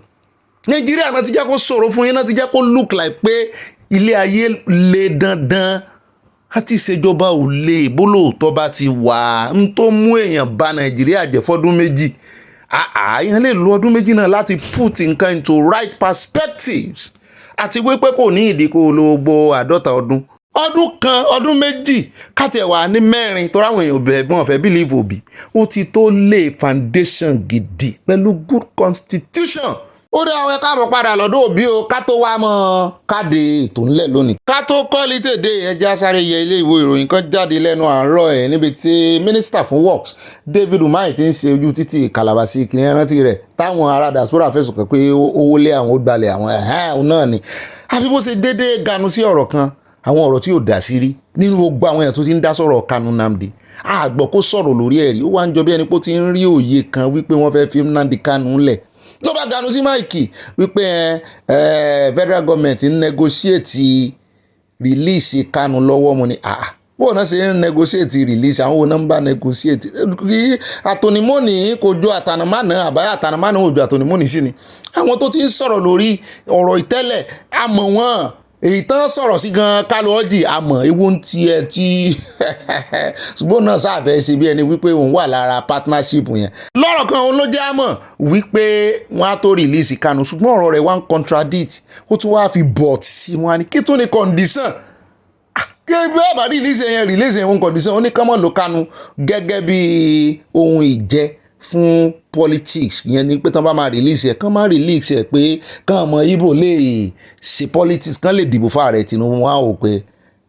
táwọn èèyàn fẹ́ sọ tẹ́lẹ̀ ìwọ ń ṣáájú ẹlẹ́ẹ̀dẹ́pẹ̀ẹ́dẹ́ ìwọ náà ń sáré ganu sí máìkì kán lè rò pé bóyá ó jẹ níwò sódà tán bá máa fi release ẹ̀ ìwọ náà mọ̀ ní ó wà lára ẹbí wọ́n ló sọ̀rọ̀ pé àbá sọ̀rọ̀ òjòkú ṣebí wọ́n ló sọ̀rọ̀ last kán tó release ẹ̀ ìwọ ó yọ gbọ́ ni ẹ jẹ́ àwọn retí ṣùgbọ́n ẹ jẹ́ á gbọ́ ohun tí àwọn ará TVC ń sọ lórí ọ̀rọ̀ yìí. ṣùgbọ́n àkíyèsí kan ni mo fẹ́ sáré pè yín sí ẹ wo akitiyan táwọn ọmọ Ìgbò ń sà lórí ọmọ wọn Nnamdi Kanu sáwà ò léèyàn. Some 20 to 30 million people in the southeast and the Igbos are a major stakeholder in this country.